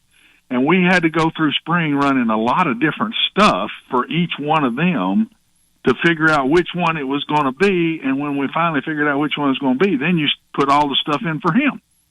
And that's exactly what I think's going to go down here. I'm not worried about that whatsoever. One of those two will come through. It has for him every year. He has not had bad quarterback play. He may have had C+ or B here or there, but he's never had bad quarterback play, and he won't next year either. Now, the schedule's a little tougher. They don't have the games to where they're going to get to feel their way through a little before they really hit the tough games, but I just think that's not going to be the issue when the time comes to it. It's going to be really interesting. I mean, because we'll see. Yeah. The thing I love about college ball at all these levels is that these rosters constantly change. It's not like pro sports where you get your quarterback for 10 years, so it's constantly shifting and changing. Heupel's done a really nice job of taking somebody else's and doing well with them, or taking his own and, squeezing 10 wins out of Nico. The thought occurred to me last night, would Tennessee, if they had a do-over again, would they have done business with Nico and stayed and hung in there with him? Because now they'd have a senior player who last year kind of grew up for UCLA a little bit. Now, I don't think he's going to be that quote-unquote pro prospect Watson that everybody thought he was going to be, that top of the draft guy, and that's okay. But man, he showed some life last year at UCLA against impossible odds, playing behind an offensive line that looked like I was blocking for him at times. Well, and that's where I just strongly feel Nico made a major mistake leaving. Yep. Because look at the difference from Hendon Hooker year 1 to year 2. He went from a good, solid player to a great player in year 2, and Nico could have done that.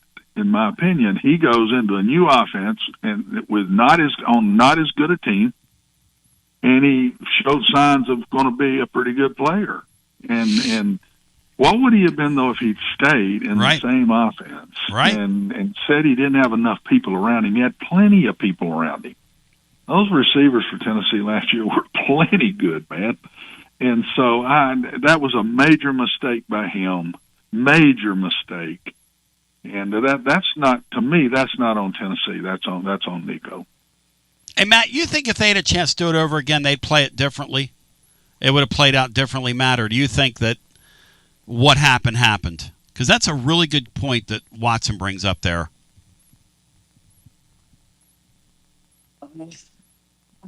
Because you're in a different spot as a program if it plays out differently. He's here right now, and then you could grow the 2 young quarterbacks. You know what I mean? You get a ramp-up period here. Yes, well, that's what when you say, like you kind of talked about yesterday, when you put your foot on the pedal for the portal, I think that's what that means is you would have had to give in to Nico's demands and pay him to keep that continuity going, because a big part of this was Nico's, father or reps were shopping him to all these other schools back in December of that year. And I just think that really handcuffed what Tennessee could do in the portal, because you're getting kind of recruited against in that aspect. And it was hard to go out and get players to play with Nico because you've built the thing around Nico. And that was just such a handicap that you faced. So, I mean, could you have overpaid and kept him? Yes, but you might have lost your locker room a little bit there too. So I don't know enough of the details to know what it would have worked. I think you're in a pretty good spot now if you can manage to get through this year and really go for it next year. It's interesting, Watson, if you overpay for him, if you play that card back again and you overpay for Nico, okay, you give in to him, and then maybe you go out and you add a couple pieces. You kind of flex. You just made a playoff. You just won 10 games. So you overpay for him. You kind of let his side win, whatever. And that, because in basketball, that's what's happening now with these guys. There are probably a couple kids on Tennessee's roster that they're going to have to overpay to keep. That's sort of almost like the cost of doing business now. Now, I'm sure Tennessee did not like the fact that while that playoff game was going on, it seems like they were already in the process of shopping him or playing games with them. I'm sure the timing of that probably didn't rub them the right way, but it's an interesting era we live in, Watson, because you're almost damned if you do, damned if you don't right now, the way this stuff falls. Yeah, you are. And the other thing is, how much money have you got? And I don't know if you can, I read before I came on where Lane Kiffin was expected to spend $20 to $30 million this year. And he's already to $40 million. He's already at $40 million. I just read that before I came on. Now, I don't know if that's true or not. It was an article. But it's also how much money have you got? When you don't have as much, so much of this, Tony, has become money now. And you've got to have money, in my opinion, kind of two ways. You've got to have money through your university to pay these kids. Yep. And you've got to have these commercial possibilities out there. You've got to have both of those. And I just don't know what Tennessee's money situation was, but I also think there's a point where trust matters, and if you just feel like you talk with them, okay, this is what it's going to be, you've accepted it, now all of a sudden here they're going and they can ask for more. They're going behind your back. Oregon called them. Oregon called them, Watson. Oregon called. Yeah, where is the point where you say enough is enough? Yeah. And I just thought Nico is. I'm going to put it on Nico because he's got to make the final call. Yeah, he's a young man, and he's not a kid, but he's a young man and making decisions he's never had to make.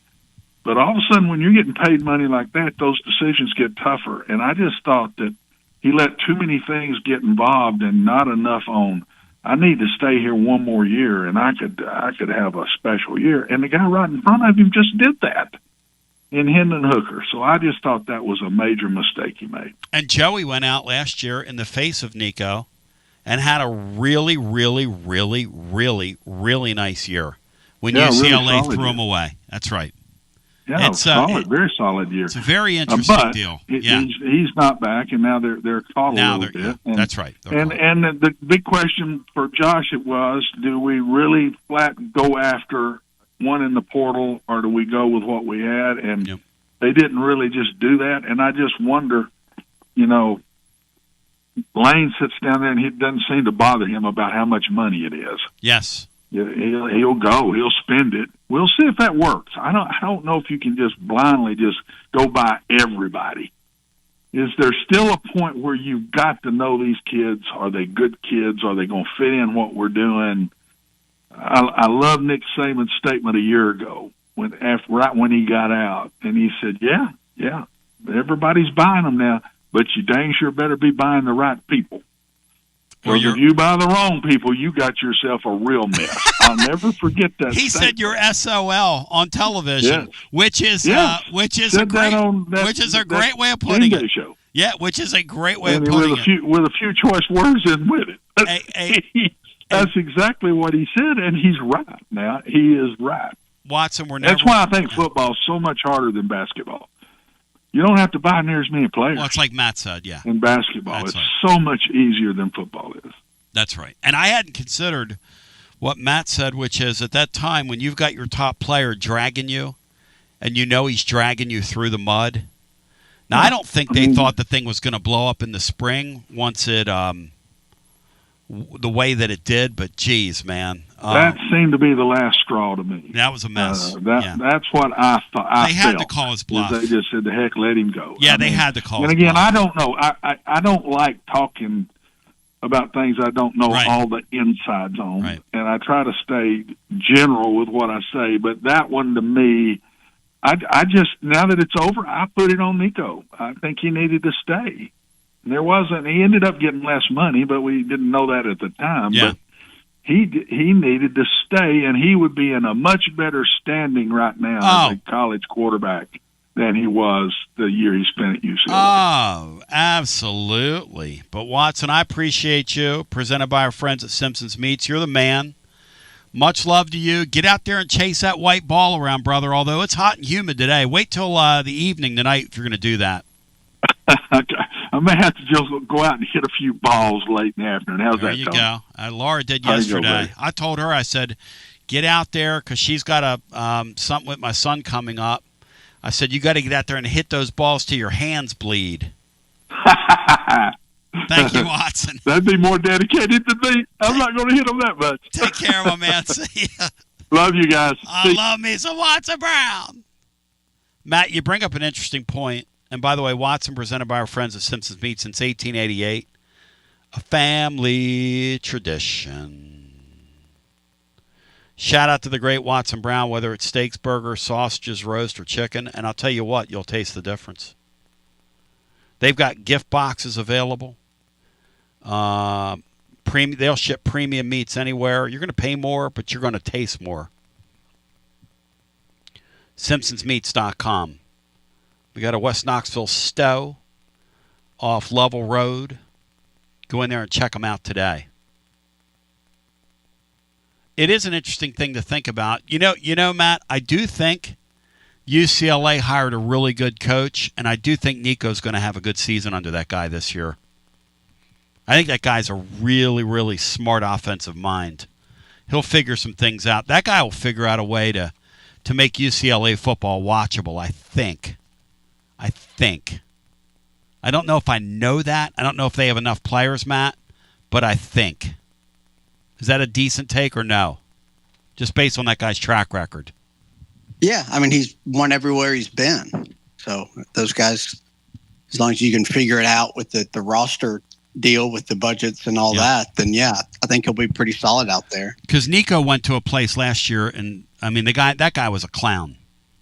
When you looked at that guy, I mean, none of that made any sense. And he also took $500,000 less. I guess what I'm asking right now is, and we're just doing the hindsight is 2020 thing, but hey, it's the spring. You know, if you think about it, if Tennessee had Nico on that campus right now, and they had brought in who they brought in as their defensive coordinator and all these guys out of the portal, I mean, they would be, I would think, among the favorites in the league. Or maybe not that high. I don't know. How do you think they'd be viewed, Matt, if he was coming back for his senior year? I mean, it's an interesting question. So many unknowns there. I think the original plan when they got him was that he would have gone pro after last year. Mm-hmm. So that throw a wrench in it. Do you make all the defensive moves if you play out last season with Nico? Like I don't know. You're probably in a little bit better spot, but you're probably coming off a little bit better season. Yeah. Maybe you go 9-3. Maybe you go 10-2 again. Who knows? But you'd be in probably a pretty similar spot. Maybe it's just there's so many unknowns, and then the defensive thing is the interesting piece because you've totally revamped that side of the ball, but you might not have done that had you not struggled as much as you did last year. Justin Reed is a guy who's been a fly in the ointment in our YouTube chat. Some would say he's been a pest. I wouldn't say that. He says, will you take a call from a Kentucky fan? Of course I will. Take a call from a Kentucky fan, take calls from Alabama fans. Do we have a caller named Florida on here who we celebrate? Justin Reed, I got no trouble with that. So he's promising to, quote-unquote, own me. He says, I'm delaying the inevitable. Matt, have you ever known me to shy away from contact on here, Matt? And Brian, have you guys ever known me to shy away from contact on here? Never. Okay. I mean, Justin, I don't know what to tell you, buddy, but you come in this forum, you better sharpen your pencil, big boy. With the exception of drive-bys. Now, I will say where this. They get 2 seconds. I will say this, Justin. By some of your comments, it seems like I respect Kentucky basketball more than you do because you seem like you're defending this era of Kentucky basketball. And one thing you have to understand right now is that, yeah, you guys have banners. You guys have banners. And you have a couple of highlights in the high-definition era. That last team, what year was that, Matt, when Calipari went off and they had the 38-0? What year was that? 2015. Just barely got in the high-definition era. You ought to be thankful for that because Kentucky basketball, I'm a Philadelphia Flyer fan, okay? It is a grainy, Philadelphia Flyer hockey and Kentucky basketball is a grainy, low-definition video entity. And Justin, I didn't do it. But we continue with more. So if you're man enough, I'm keeping a line open for you at 865-200-5402. Pop another couple quarters in the payphone, and we'll get to you right after this.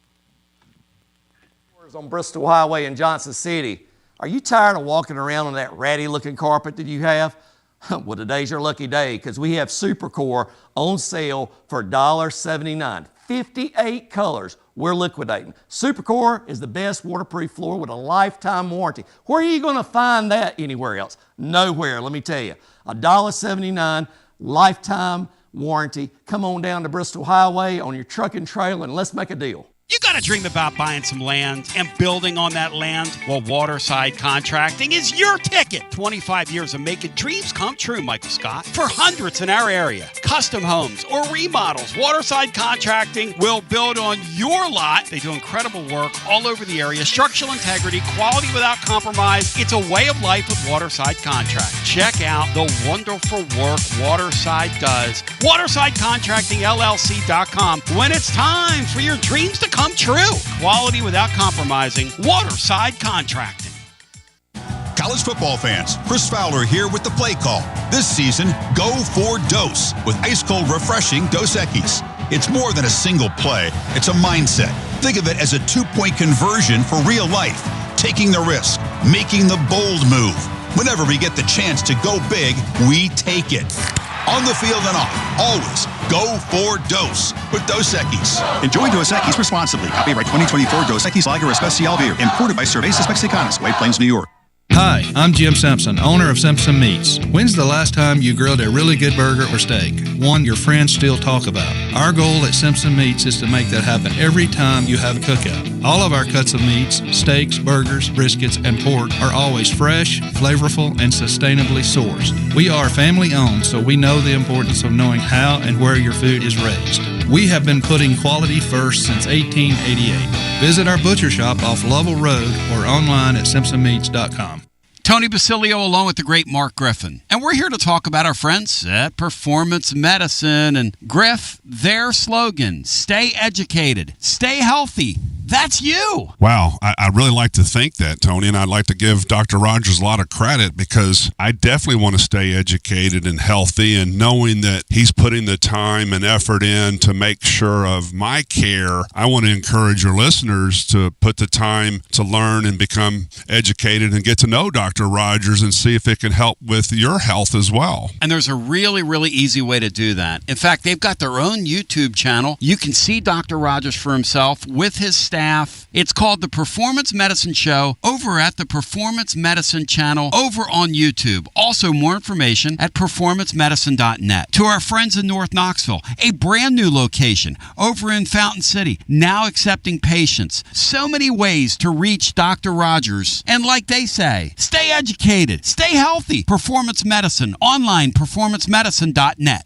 Located in Knoxville's historic Old City, Barley's offers great food, live music, the best draft beer selection in town, and now your new favorite place to watch sports.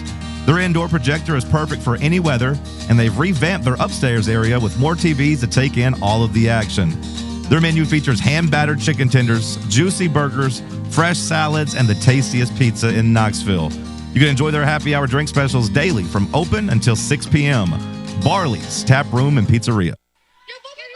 Tony Basilio here, and I got the great Chad Stockton of FC Alliance 2026. Chad, do you believe we've made it? Boys and girls teams start off the new year at big national event showcases. We got our younger kids training indoors and doing a lot of things to get better. So we're excited about what the future holds. Chad, I hear the juice behind you. I hear the kids. Your program reaches throughout East Tennessee. If folks want to get involved, what's the advice? We're easy to get in touch with. We offer players at all ages, all levels, all experience. We have a program for all of our kids that we have, and we're excited for anyone to join us. And even some Lady Vols as well. Several college players all over the country, yes? Absolutely. We had a lot of girls that we were able to watch play in the NCAA tournament. A lot of our former players made big runs through the tournament. We're so excited for them. Growing the beautiful game. In this, the year of the World Cup in North America, celebrate the beautiful game. Get your child involved. FCAllianceKnox.org. That's FCAllianceKnox.org. And Chad, thank you, man. Keep growing the beautiful game. Absolutely, Tony, and thank you very much. Preparing food for a big gathering can really take it out of you. That's why you need to call Calhoun's and check out their selection of party platters. Whether you're hosting a party for the big game, a reunion, or just an everyday gathering, a Calhoun's party platter is next level. Choose from Calhoun's always excellent chicken tenders, fly with Calhoun's wings, or boneless wings with a variety of dipping sauces, award-winning next-level melt-in-your-mouth barbecue ribs, or delicious spinach artichoke dip, or get one of each. Plus, if you're doing burgers or sandwiches, Calhoun's has lots of side dishes like spinach Maria, baked cinnamon apples, Smoky Mountain baked beans, or creamy coleslaw. Available in pints, quarts, and gallons. And to finish things off, pick up one of Calhoun's great desserts to go, including homemade cheesecake or key lime pie. Calhoun's, simply your go-to party headquarters. With 9 locations all over East Tennessee, you can order online and just pick it up. Calhoun's, one of the Copper Cellar family of restaurants, along with Chesapeake's, Copper Cellar, Corner 16, Cherokee Grill, and Smoky Mountain Brewery. Eat local, eat good. Like our 2026 football Vols, score a T3 TD every time with T3 Vodka, Tennessee's premium vodka, handcrafted with passion, precision, and a whole lot of pride. Right here, handcrafted in the majesty of the foothills of the Great Smoky Mountains. Quality around here isn't just a promise, it's a way of life. And T3's filtered 10 times.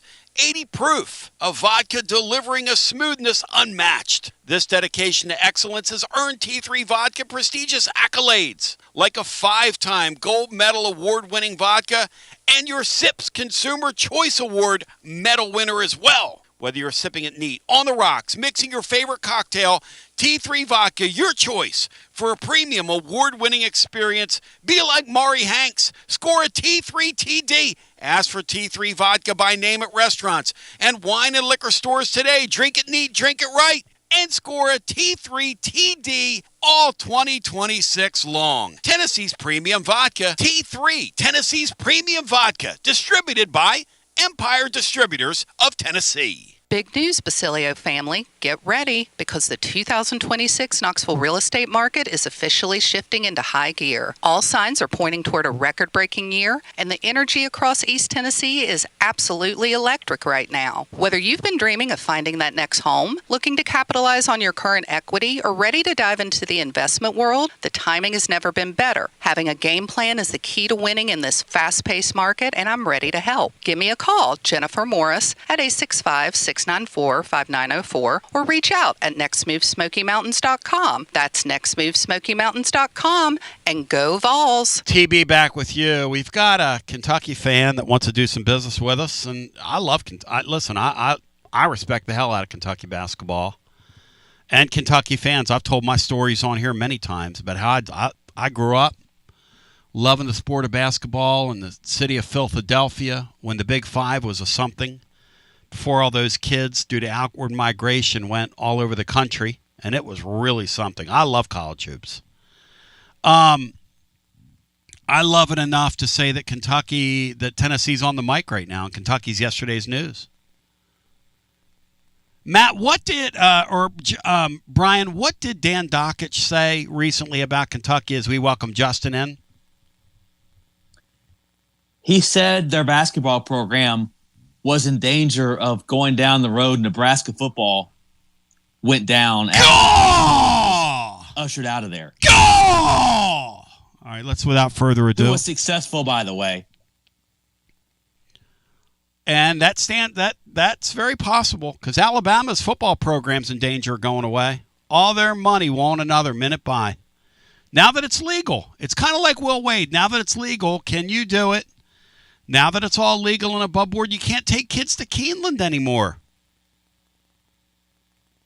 Let's, without further ado, bring him in here. Here's Justin, who's listening to us today. Justin, welcome in, man. What's going on, my brother from another mother? Hey, it's great to talk to you, man. Hey, it's better to talk to you. All right. So a big topic around Tennessee, for some reason, is Kentucky basketball's relevancy. You just mentioned that we're in danger of going down to Nebraska level. But you know what the big thing that separates us between Nebraska is? The views, the publicity. We will not go down that road because we have the greatest fans. And let me ask you, what fan base in college basketball has the best fans, the most passionate? Matt, where are you at? Best fans in college basketball, Matt, where are you at? Kentucky Falls, there's more than any other for sure. Yep.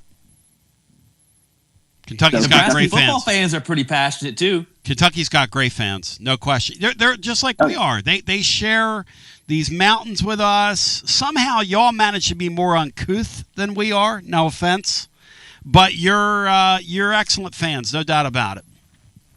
Okay, but would you say the best? Just get that clear. I mean, Duke has a pretty good fan base. I know so many. North Duke Carolina's fans, got a pretty good fan base. Kansas has fans pretty that good can't fan even base. name like anyone besides Zion Williamson and Cooper Flagg. Like, they're not real fans. I don't count them as real fans. They're not. You're picking up what I'm putting down? Not really. I mean, how about Tennessee? How about a school that's had so little payback in the sport? Yeah, With us how about us being on till 3:15 Eastern the other night? And when I went off the air, I looked on our back hall line, and there were 15,000 people listening at that time. At 3:15 in the a.m., man. I know. Yeah, everyone. I know it's sad. Yeah, but KSR What do you mean gets a solid, it's like, sad? I think they get like 400,000 or something. I don't quite know the numbers. Like 400,000, something like that. It's pretty all right. Do what now? KSR, you know, your guys' KSR, rival. No, it's not my rival. KSR is literally on their post-game show last 10 minutes. What are you talking about? That's comparing.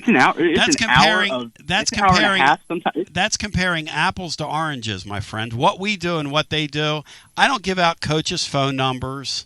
I don't ruin people's lives. I don't give out Matt Jones's phone number like he gave my phone number out on Twitter. So you better get your story straight, big boy. Because everyone knows his number. Everyone knows. I don't do things for hits and clicks like he does. I don't need that stuff. But hang right there, because the great William Pattison is on the way next. We have a Matt Jones acolyte on the air. Who knew? Who knew?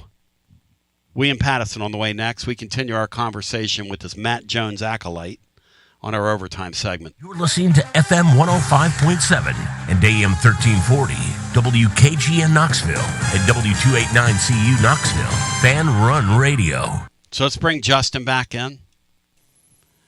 All right. Well, here's another point, okay? Yep. You mentioned that Kentucky fans were nagging on this new portal edition. That was just one story written as a fact. Like there's no one's going crazy over it. I don't know where you guys get that from. Who wrote it? It's fair. Who wrote it?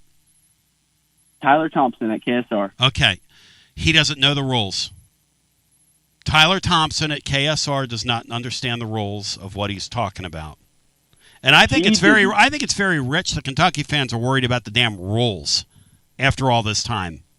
You people invented cheating. Let me tell you something. Adolph Rupp introduced it. No, I'm sorry. Bear Bryant introduced it when he was at Kentucky, and Adolph Rupp perfected it. What in the world? And you're worried about us cheating? Kentucky? Are you that desperate? Doesn't Tennessee have the most, allegations and all that in the SEC? Aren't they the most, flawed athletic department? Are you kidding? Matt, he's calling us cheaters. Are they this desperate, Matt? Oh, man. For relevancy? Matt, what's happened to our Kentucky brethren? Well, their basketball programs become just another program in the SEC. Oh. That's why he's got to talk about their fans. The fans haven't changed, but their program certainly has. They're just not relevant anymore on a national scale, on a championship level. They don't have the coach that can get them there. Hey, Chief, but we are still the most watched and televised program in college basketball. That's great, but you're not watched the second weekend, and you're certainly not going to be watched in Final Fours under Mark Pope. Oh yeah, hey, watch this year. I'm putting it down with a Sharpie. We are going to the Final Four. With what? With right what? Yep. With what? With who? Who's going to coach the team? Have you gotten a high school signing My yet? boy, Josh Hubbard. He is a cat. Josh Hubbard? Stokes. That loser? Yes, sir. You're bringing that loser in? He is a winner. He's a total loser. I don't think a loser is someone who drops 45 on any given night. He's a winner. He's not even like 38 against Tennessee, and they lost by 15. Yeah, he's not even a serious basketball player. He doesn't have teammates. And he won't at Kentucky. This is rich, man. Yes, he will. Hey, Colin Chandler called game on you guys. You remember him? He called game. The Colin Storm Chandler, and Mormon called game. Hang on, that was back. Wait a second. 16 game, he didn't. Yeah. You're a nice regular season tune-up for Tennessee. Yep. The regular season Cats. What happened this year? We are 4-1 versus you guys. The Reggie season. Hey, that's what you got. You guys call Pope a dweeb. You have the Reggie season. You guys. It must suck to be owned by a dweeb. Come on. You guys are the regular season mid-Cats. Do you guys print championships now for that? Do you guys? What are the T-shirts saying this year? No, we actually have banners that aren't all women's banners. We have banners that's men's title, 8 of them, I think. Yeah, 8. It's called 8 of them. You guys just have women's Final Four. And men's Elite 8. And men's Elite 8 right there. Yep. Okay, I'm remembering. I got it. Yeah, there we go. You think Hubbard's going to lead you to the Final Four? Oh, yeah. Hubbard? Surround him with winners. Hubbard? Yes, sir. Josh freaking Hubbard. And if that's the case, then why is KSR on there crying about us getting that Lumblade kid? You know why? Because they know they're not. No, never was it said that it was illegal. It's exactly what the point they were trying to. What are you talking about? Nope. No, I don't know where you heard this from. Hey, it's not bad that you guys just were too impatient to not get him a week later when it was technically in the rules. But I know he's a graduate and all that, whatever. Still, we own you guys. You say that Kentucky is irrelevant. We freaking own you. Well, I know one thing. I know one of our seasons. Tennessee Vols. One of our seasons ended 1 week later than the other, and when that season ended, we had tons of Kentucky fans all over our stuff. We had a few call the show in the wee small hours of the morning. You know why? because their obsession right now is when Tennessee goes out of the tournament. You know why? Because last year we put you out. 2 years we went further. Since there was a thing called COVID, we've been further than you in every single NCAA basketball tournament, my friend. But that's probably like half your life. The overall record versus you guys. What is the overall record? That is immaterial. That's the only metric that matters. That is immaterial. You're bragging about regular season wins. That tells me all I need to know about Kentucky basketball is you live on regular season wins. Yeah. You've won one of the 5 games we have played you guys. And we're so big. The one that really mattered. That one actually mattered. I am beside myself at this phone call, but I appreciate you being there. Is there any other words of wisdom that you'd care to add here on the way out? Because you've added to our program today. I got to say that for you, my friend. Hey, yeah. Clip it right there. Clip this. Just remember, Sharpie it. Final 4 next year. Remember it. That's the greatest thing I've ever. You guys can't even scratch the Sweet 16. What do you mean the Final 4? You won a game this year because the opposing coach literally choked. That was your one win in the tournament this year. You cannot say that. Final 4? We won because of Otega Owe won that. Not their coach lost it. Give credit where it's due. You cannot say that we won that game because of the coach's flaw. We won it because of half court. You're a great caller. I appreciate you. Thank you. Please call again. We need intelligentsia on this show like him. That was, his call. Be welcome on here, guys. Matt, you agree? That Reed kid, you're a good kid there, Justin Reed. You're a good kid, man. I'm for you, brother. Hubbard's taking them to the Final 4. I'm not sure if it's the SEC tournament or NIT, but he's taking them there next year. Or that thing they're having in Vegas right now. What's that thing called? The Kings? The Crown? The Crown, College Basketball Crown Invitational, I think. Yeah. You guys will be in the Crown next year. You keep, I tell you what, you keep that guy up there a couple more years, you'll have a $30 million CBI roster. You got to be kidding me. Oklahoma and Baylor and Cam Carr will play each other, I believe, Saturday. Let me tell you. In the College Basketball Crown Invitation. Brian following the Crown. Matt, are you following the Crown? Tell the truth. I saw some screenshots of the crowd last night on Twitter. I had no idea that it was going on. How many people were there? If you take out the bands, there was maybe a couple hundred, maybe. What are they doing? You know what I heard, by the way? This tournament. Obviously, some money laundering deal. Well, this tournament that they've got in Vegas, the top schools got paid right after they appeared. The Syracuses of the world did not get paid. So Syracuse put a thing out saying they're not going to appear in the tournament next year. No kidding. I mean, they didn't pay you for appearance. Why would you go to something they don't pay you for? That just shows you how far Syracuse has dropped. You talk about Kentucky being irrelevant. Hey, Kentucky's in danger of that, Bri. Syracuse is already there. Hey, Bri, Kentucky for all those years when you could cheat and when $100,000 was a lot of money for a kid, ruled the roost. And now Tennessee this year is going to get into an 8-figure payroll, is going to play the game, and is going to blow Kentucky out of the water. And they're pissed off about it. And that's what the Lumblade thing, and we're all upset because Tennessee got a guy in before the wire. And the portal hasn't even opened. How did they do that? Well, they know the rules, for one thing. And then they played the game like you all used to. Pope is a dope on a rope, and he has zero chance of making it. And you're tilting at windmills. Bringing him back is akin to bringing Queen Kimmy back. But hey, do it. Do it. Because he's going to stock his roster with a bunch of nobodies, just like she is. And 1 year from now, each fan base will be going, why did we do that? But poor Justin, God bless him. Justin, I appreciate you.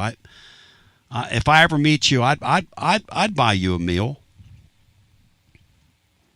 Maybe hand you some smart pills. Meal. Huh? A kid's meal. I like Justin. He's a good kid. Justin wrote, yeah, but he still owns Tennessee. Justin, you're missing the point. You guys are practice games for us. We figured out what to do in those spots, and you guys toughened us up. In fact, we ought to share some of our earnings with them this year. Send them a cut. Since you guys only won a game and we won 3 games, we ought to share some earnings with Kentucky this year. You guys are practice games for us, man.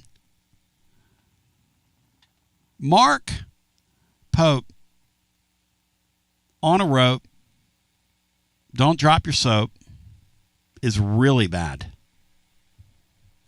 And I like the guy from the perspective of that he loves Kentucky tradition. I love that.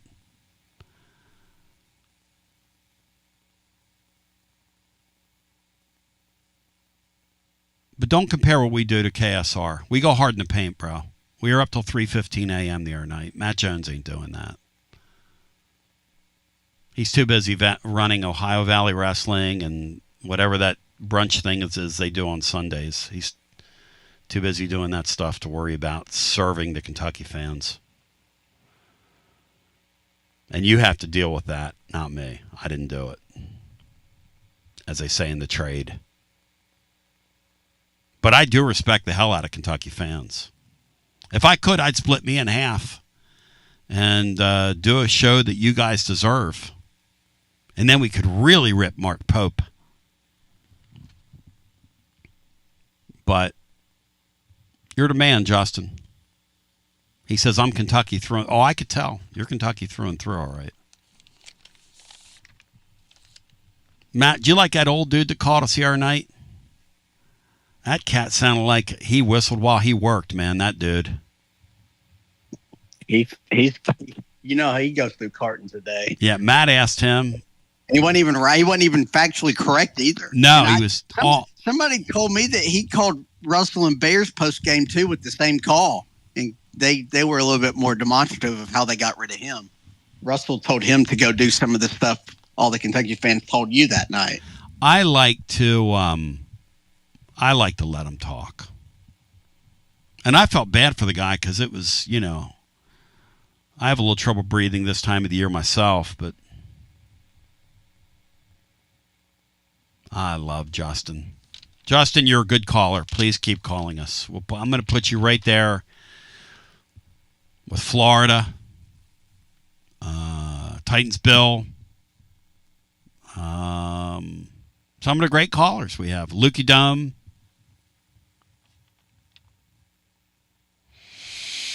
Oh, my Flyers have a must-win game tonight. Oh, I'm such a sheep. I'm such a sheep for hockey. Oh, these guys have pulled me back in. We got to win tonight. Got to win tonight, Bri. Got to win tonight. Shout out to my friends at VIP Play. The welcome bonus is yours. Bri, is the NIT final tonight or semifinal? Who does Auburn have? The semifinals are tonight. Who's Auburn have? They have, I believe, Illinois State. What's the number in that one against the Jaybirds or the Red Hawks? I believe Auburn's favored by, I want to say 5 or 6. $20. You bet. $20 bet. Stephen Pearl versus Kevin Stallings. Some blood money. Stephen Pearl against Kevin Stallings. $20 bet. You get $100 in bonus bets instantly. Promo code Fraser pays TN Tony. Auburn is the only major conference team involved in the NIT. Will they throw Bruce Pearl's weight around in that deal? Live always, 200-plus leagues, numerous bet types, props, options. If you have a bet in mind, the VIP Play team will create it for you if it's a compliant bet type in the state of Tennessee. VIP is where everybody gets treated like a VIP Play. 800-889-9789 if you have a gambling problem. 21 and over, located in the great state of Tennessee to place a bet. I go back to our phones on a day where... Matt, this Kim Caldwell thing, to say that your team is going to go into the transfer portal and then to watch it happen, Matt, even though we don't follow her sport, you got to admit that's pretty damn bizarre to watch at, Matt. Like your whole team going into the transfer portal. I mean, the way they played the last month of the season, if you're bringing the coach back, you probably don't want the roster back. I mean, not that it's going to work out, but I mean, it was obvious the team quit on her and a lot of all the behind the scenes stuff. So if you're bringing the coach back, you almost certainly are just totally flipping the roster. Like, I mean, it's not a lot of schools do that when they make coaching moves. Now you're just doing it with the coach, which is a really bad sign. But yeah, my 3-leg kicker last week on my total trainer. It's like Watson said about the Nick Saban comment. You can go out and spend money, but you're SOL if you get the wrong players and you don't have a culture built up, which she clearly doesn't. And she's just such a young coach, and she's got a job that she's a kid, not prepared for. She's not experienced enough to be in the position she's in, which is unfortunate for her. And she has an AD that's not going to coach her through it either. That's the other thing. He's not going to sit there and coach her through that because all he's worried about is revenue. Back to our phones we go. And there won't be any left. They're going to bottom that thing out. I'm telling you, that thing reminds me of the Hindenburg, trying to get it on the ground now. Matt, by the way, speaking of space, the Final Frontier and flight, did you watch the liftoff of that yesterday, that rocket? Absolutely. That was damn incredible. Here's how big of a loser I am. I turned on the NASA YouTube feed. Yes. And about 10 minutes into it, they literally were interviewing Josh Dobbs and a bunch of UT aerospace engineer majors down there, like on site. Dobbs was there? Yeah. That's so cool. That was really cool. They interviewed him and some of the, I guess through his little foundation, he funded a bunch of people going down there. Maybe that's what Lukey Dome was part of. Luke was there. That thing's really cool. Everything about space and flying is so fascinating to me and also just way over my head, literally. Luke was there. Matt, when that thing took off, I was watching, I guess, a CNN feed. I guess they only have one feed coming out, so whatever it was, everybody has the same feed. But when those two boosters broke off, they showed one of them, and I thought, that thing's not going up right now. And they weren't telling us what we were seeing. They just paused, and I thought to myself, oh my gosh. And nobody was saying anything. And I thought, oh my gosh, that thing, oh no. And then finally they said, there it is. It was way up there. And it's just beautiful. The power of that rocket when it took off, I can't imagine what that was like to be there live for that. You know, it's fitting that Luke went down there because most of his calls feel like they're coming from outer space.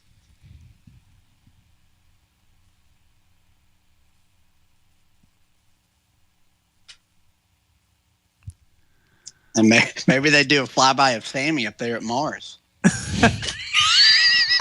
I love you, Sammy, but geez. That thing was 10-day trip around the moon. That thing was awesome yesterday.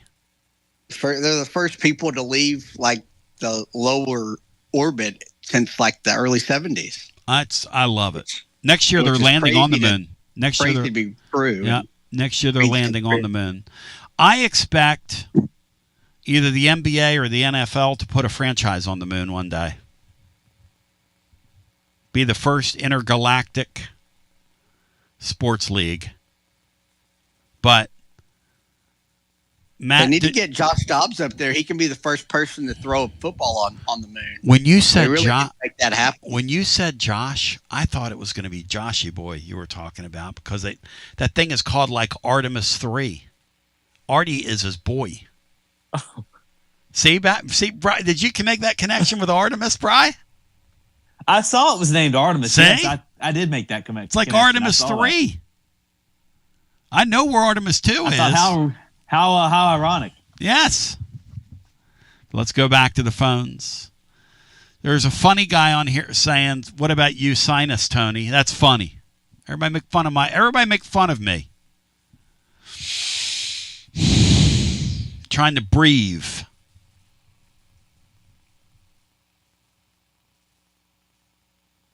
Matt, do you like the cheap shots we all take at each other? Absolutely. Mm-hmm. Absolutely, I do. Artemis. It wouldn't feel like the show without him. Artemis is the sister of Apollo in Greek mythology, Brian. You knew that. It's pretty cool the way they name those things.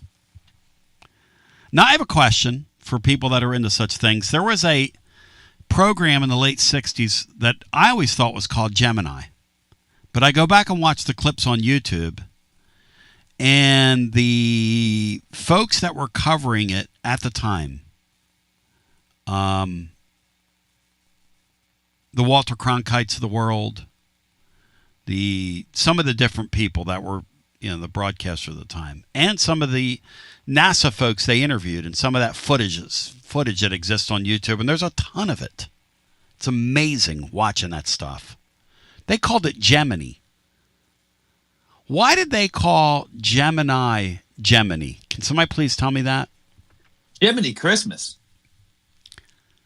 And Sean Webb wants to know if it's related to Artemis Pyle, if they're Skinnerd fans. Now, I probably think that it's not that they're big Skinnerd fans. I think they're probably...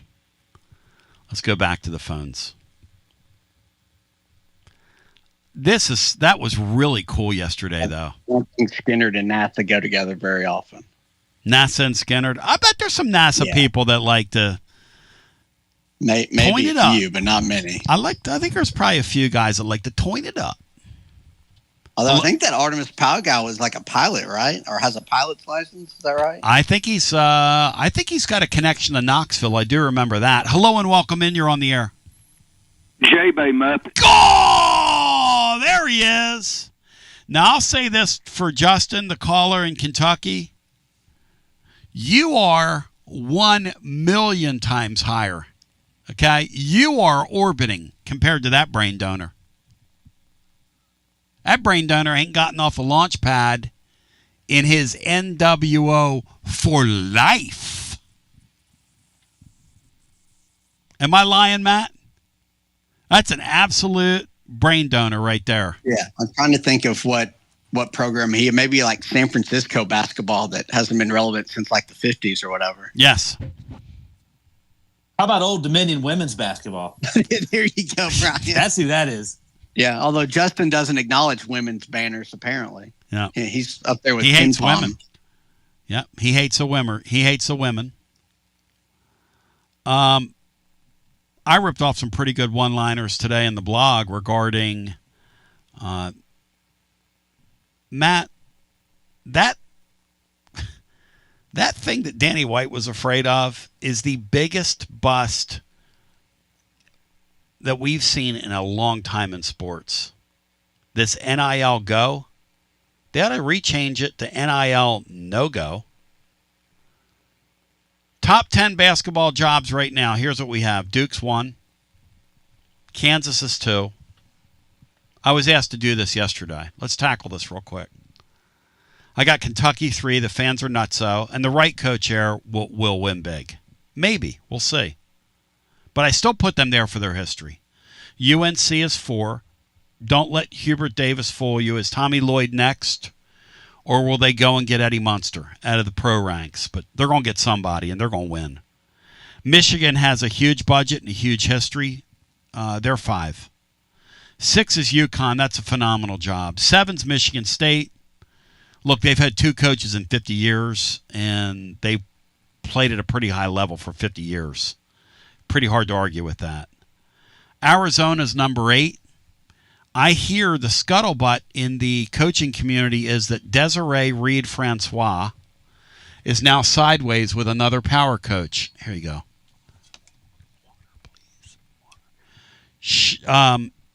The word is that if she stays, Tommy Lloyd might go. Tommy Lloyd's playing that card, Matt. He might go to North Carolina. I wonder what it is about her that she gets sideways with these people. She was here at one time. I hate to tell tales, but that's what I'm hearing. I got Arizona 8. I got Florida number 9. I don't know why Florida's number 9. Nobody cares about it there, but it's a great job. Lon Kruger went to a Final Four there.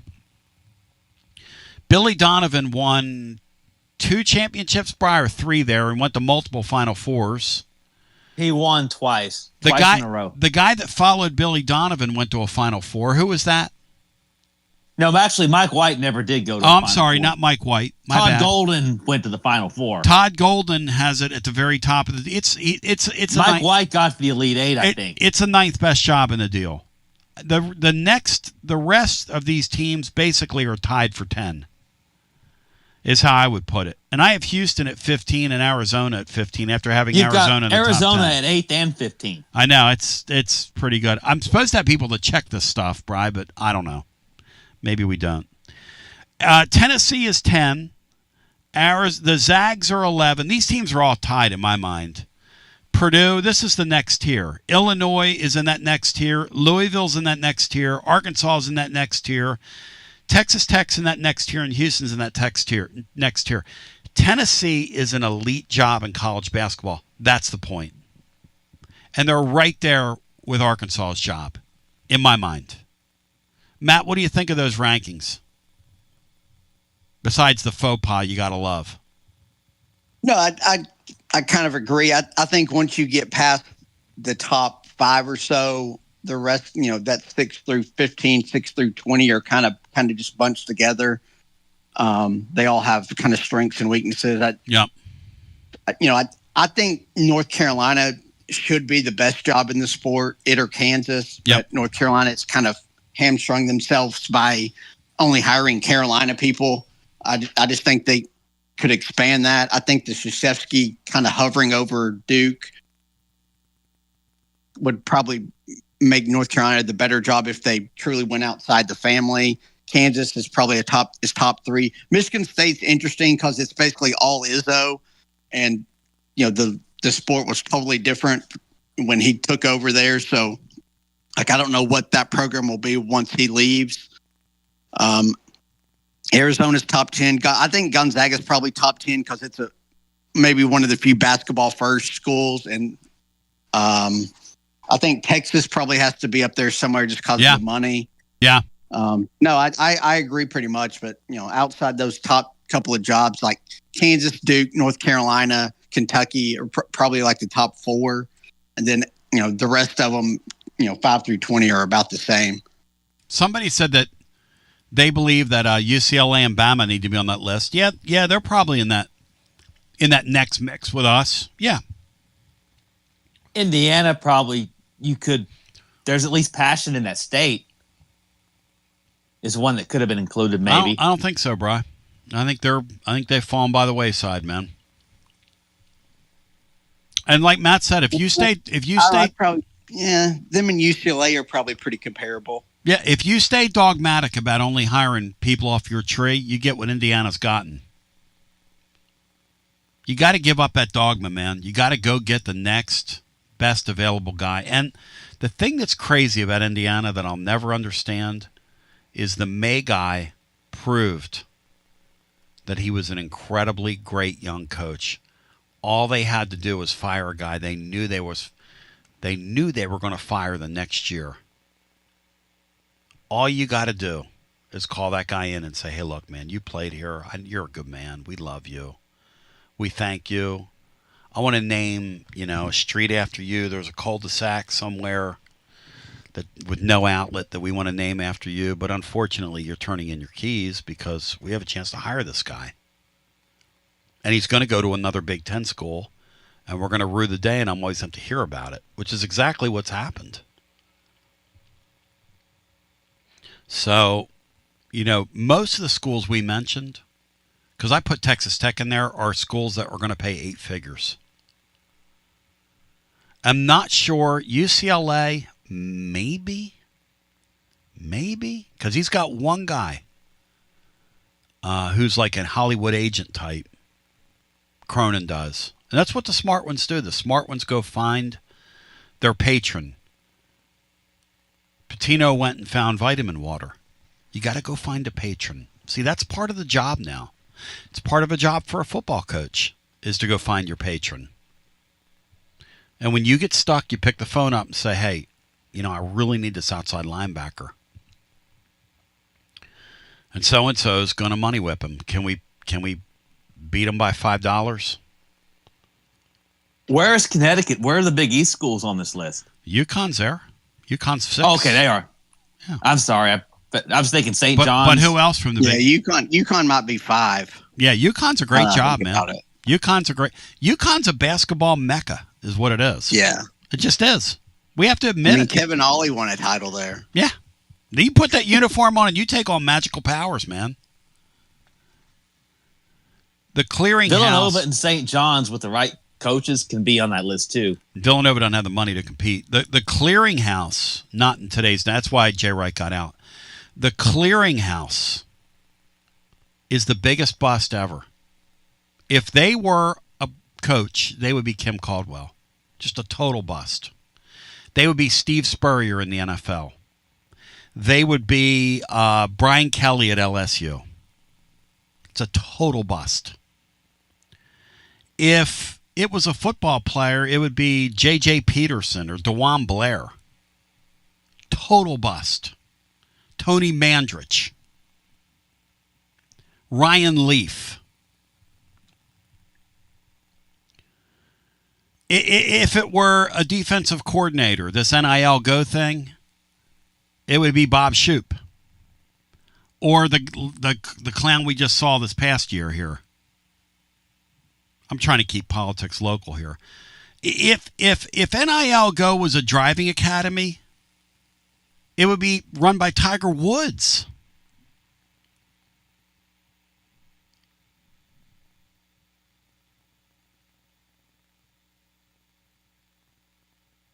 Unbelievable, Andy.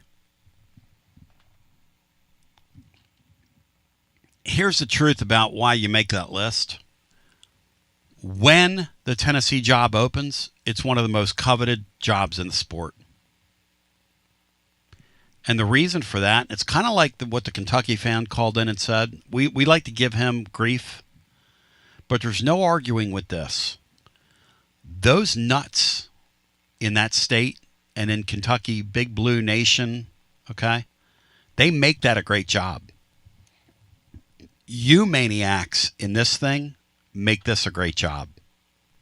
The people that went over there when there were 6 inches of snow on the ground, that one, when all the restaurants were closed, and I had Kyle Blackburn driving up from Nashville. You remember that, Matt? And we had 18,000 people in the arena that night. Yeah, that Auburn game. You're not getting that at other schools.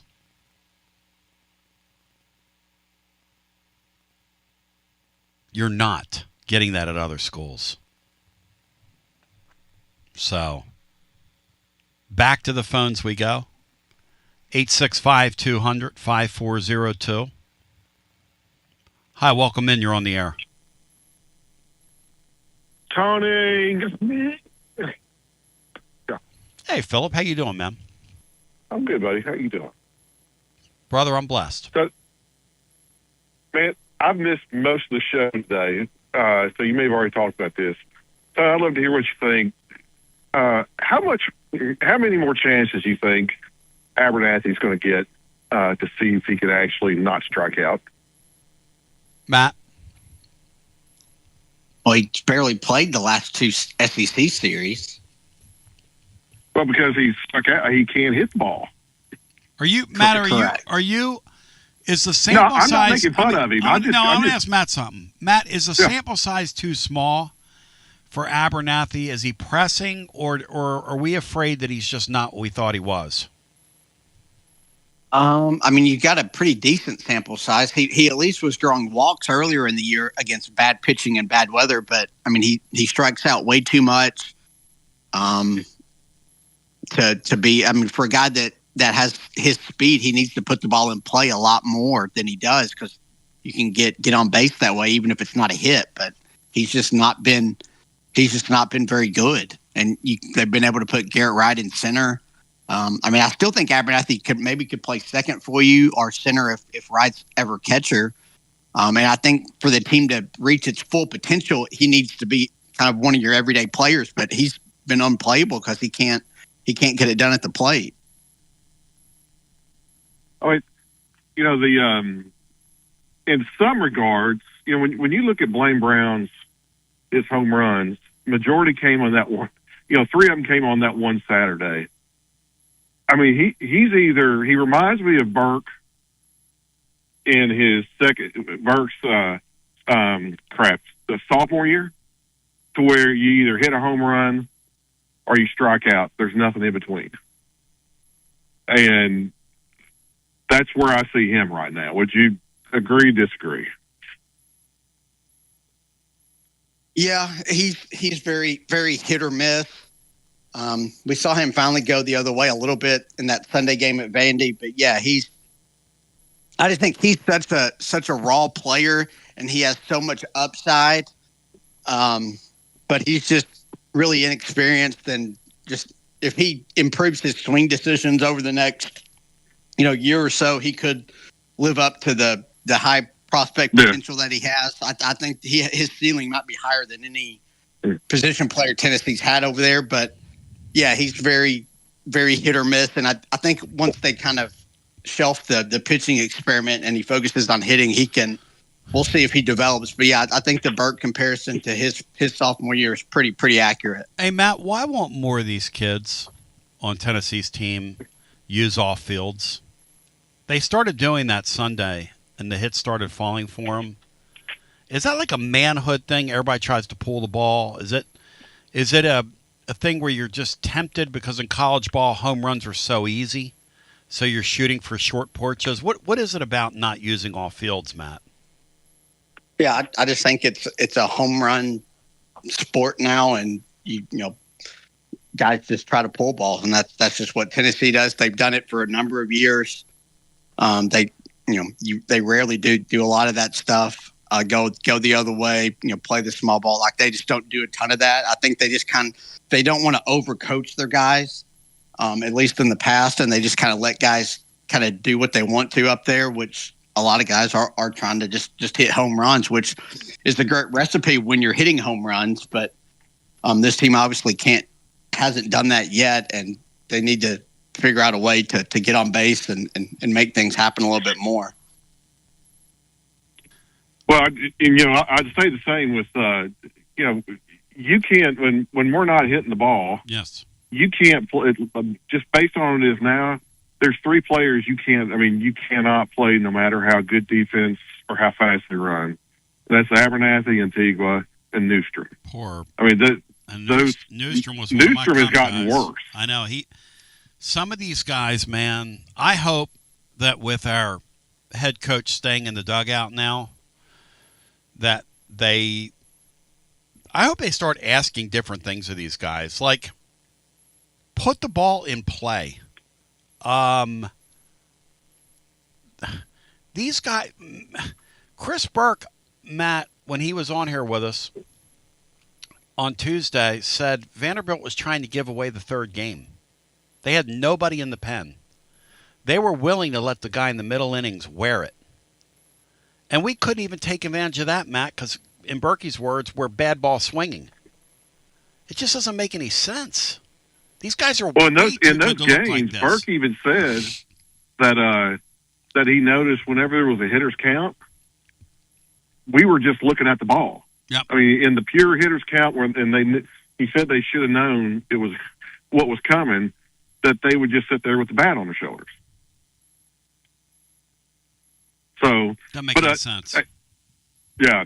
Hey, Tony, I actually agree with the where you've got Tennessee as far as the coaching jobs. Yeah. And to Callis Mary, to his credit, when Barnes got hired, he's the one who, at least he says anyway, that he encouraged Barnes to take the job because he said it was a great job.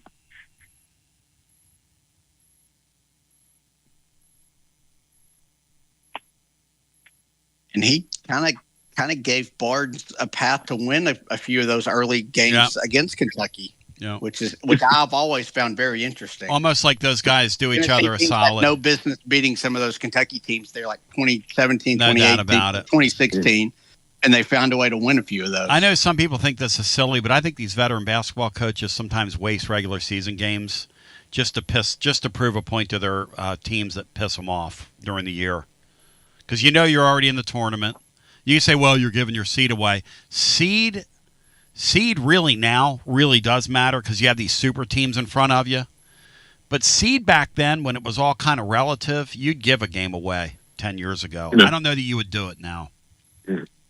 Well, Tony, have you kept things are just going from bad to worse with Pope. I mean, this kid just picked him to go to the Final Four. This Reed kid, he said, I know more ball than you guys. You just said it in our chat. He said, you guys have no idea. Put it in Sharpie. We're cutting the nets down next year. What do you say to that kid? Yeah, there's no way. Because Pope, as much as I wanted him to succeed, he can't coach. And you know what we talked about a couple of weeks ago, what sealed the deal was when he got on national TV and started comparing the final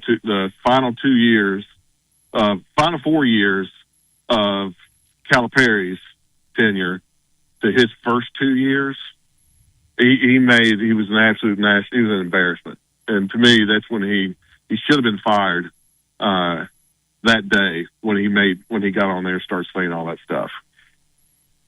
I heard about that. The worst thing is when you tell a fan, like when Butch Jones told our fan base that 9 wins was great, that pissed people off royally when you have a tradition. You can look at your fan base and say, hey, we had a pretty nice season this year, all things considered, but we're not satisfied. That's not what he said. He was like, hey, give me my flowers. Go ahead, Matt. Did Pope really say that the reason their offense struggled this year is because they built it around a left-handed point guard? Did he really say something similar to that? I don't know if it was quote unquote because left hand, but he said something kind of similar to that. I don't remember word for word, but Matt, he did the anyone that speaks negatively, they're just haters. The quote unquote the real Kentucky Big Blue Nation would be happy with our progression. Should be happy. If you guys had an AD already hired, would he be gone? Is that your read on it? Oh gosh, yeah. I honestly think. You think what? They would at least go to Dusty May and say how much. Oh, that's what you got to do. If you're Kentucky, you got to go to the hottest name in the deal, stroke a blank check, and say how much. Yeah. And they've got the money to do it. But I'm not sure Kentucky basketball is what Kentucky basketball was. Phil, not now. It's not. No. I mean, I think it's a top 5 job. Mm-hmm. As far as it's been run down so much by Calipari last year's and all his excuses that it certainly doesn't have the prestige that it did, when Calipari first got there. Well, you're the man. Thank you, brother. I don't know what nets that young guy thinks. And I used to be a young kid, and I magically thought. I remember looking at my dad one year, Brian, and he said to me, "You're pretty excited about the Phillies this year, aren't you?" And I said, "Yeah, Pop." I said, "I'm excited, man." I said, "We're going to be very good." He said, "Really?" He said, "We have the same players we had last year." He said, "And we were terrible." He said, "And our pitching's worse." I said, "But Dad, you don't understand. We did this rookie. He's been hitting the ball in spring training, and He said, "Tony, the Phillies will be 30 games out of first place." He didn't even let me breathe, Bri. That's where I get it. The Phillies will be 30 games out of first place at the end of the year. You know what? That year, the Phillies finished 34 games out of first place. And I was sitting there like that kid, hoping against hope that they would put it together. They got to within 6.5 in late August, and I was getting a Woodrow Wilson from it, okay? 6.5. My dad said, "Tony, they won't win a game in September when these teams ratcheted up." He was exactly right. They won like 3 games. They finished like 30 some odd games out. It's like they will this year. That poor kid, Matt. It is cool to be that young and the magical think, though, Matt. You've been there. I've done it. Yeah, there's a lot of times I wish I could be that wishful, that just have that blind optimism. It's a great era to be in. It's so fun. Yeah, that magical thinking stuff. I envy it a lot of times. Yeah, Matt, I saw a couple people in the park Saturday that said to me the Vols are winning tomorrow, and I just looked at them and went, "Cool." I'm not hosting a show. I mean, I'm not here to take anybody's joy. If you think that, walk into that game thinking that. More power to you. But I agree with Matt Friday night when Matt said it would be the greatest win in school history, and not because it would get you to Final Four, just because of what you have and what they have, and to win in that spot. And Matt was right. And people get mad at Matt because he isn't going to sell. That's what I love about him. He's just, Here's the thing about the baseball team this year. It's a good example. You could throw dirt on Elander. The truth is, I give him respect for trying things. The other day, he took their probably best raw baseball player, the Brown kid, and he didn't slide him down the lineup. He put him up in the lineup. Just trying things. Just an admission that, hey, we played, 15 innings? And we didn't get 3 good swings at the baseball last night. And I love Berkey to death. I'll see Berkey tomorrow. Hey, and Berkey might be listening right now. Hey, Berkey, don't come with me about this goofy strategy they did, giving up an out the other night and clearing the base pass in a 2-1. I don't care if the game is being played at the North Pole. Okay? You don't do that. And you know that, Berkey. But that's what we do here. And I knew we had Berkey pinned down, Matt, when he started cracking on my sinus infections, which was pretty next level. You have to admit, Matt, that he pivoted to my sinus infections. Yeah, I like it when Berkey goes on the offensive. That's usually not him. So, but Elander's changing it up again. He's changing up the rotation again this weekend. So hit it. I haven't seen it. Hit it. Yeah, it's Landon Mack on Friday, Tegan Coons on Saturday, and then Evan Blanco on Sunday. Would you have done that? I mean, I don't know what taking Coons out of the rotation for one weekend does. I didn't think Arvidsson was bad, and Coons was pretty good. I would have stuck with exactly what they probably promised that Coons kid. They probably didn't want to have a thing on their hand like what happened with you never know what goes with the on Reds behind now. The scenes. Yeah, because the kid with the Reds now said they pulled him out and promised him that if you pitch well, we'll let you start again, and they didn't keep their end of the bargain, and who the heck knows? Well, it worked out well for that team too. That's exactly right. And I thought for him long term. And I thought it worked out Saturday. I thought it worked out, Matt, well Saturday for this team. I don't know why you'd go away from that. But again, we care enough to criticize a little bit, but I also give Elander a lot of credit. And there goes my plate. And listen, I think Elander's a really good baseball guy. This narrative that he's not going to get it done here, it's way too early. And he's too good of a recruiter. Because these college sports, were, and always will be about getting players. And they is that too. But let's go back to the phones.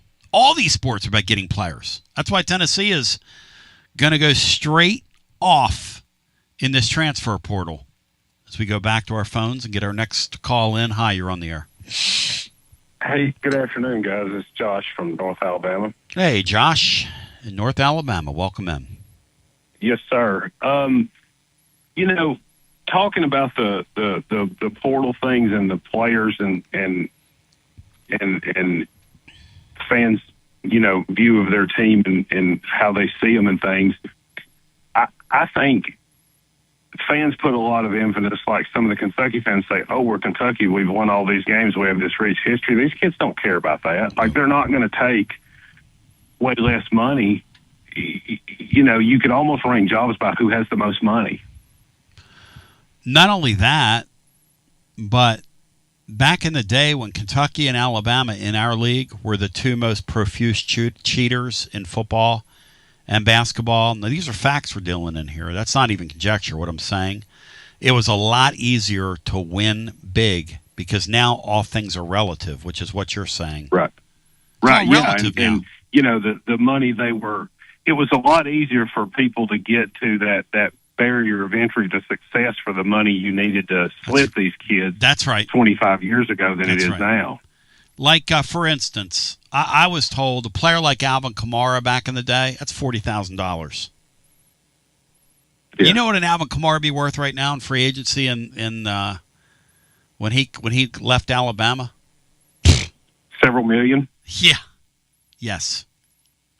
And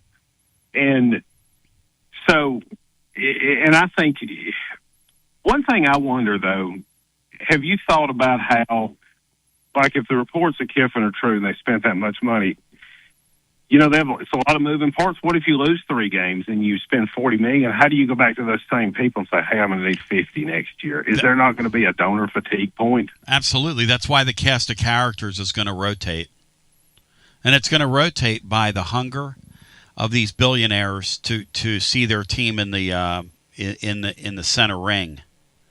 Because if you lose, they're going to get fatigued. If you win too much, like Ohio State, they've pulled back a little bit. They've gotten bored. Yeah. Isn't that interesting? Ohio State football won so much that they kind of bored their people. They've had outward migration from their football program, which you would not have thought would have happened, but it's happened.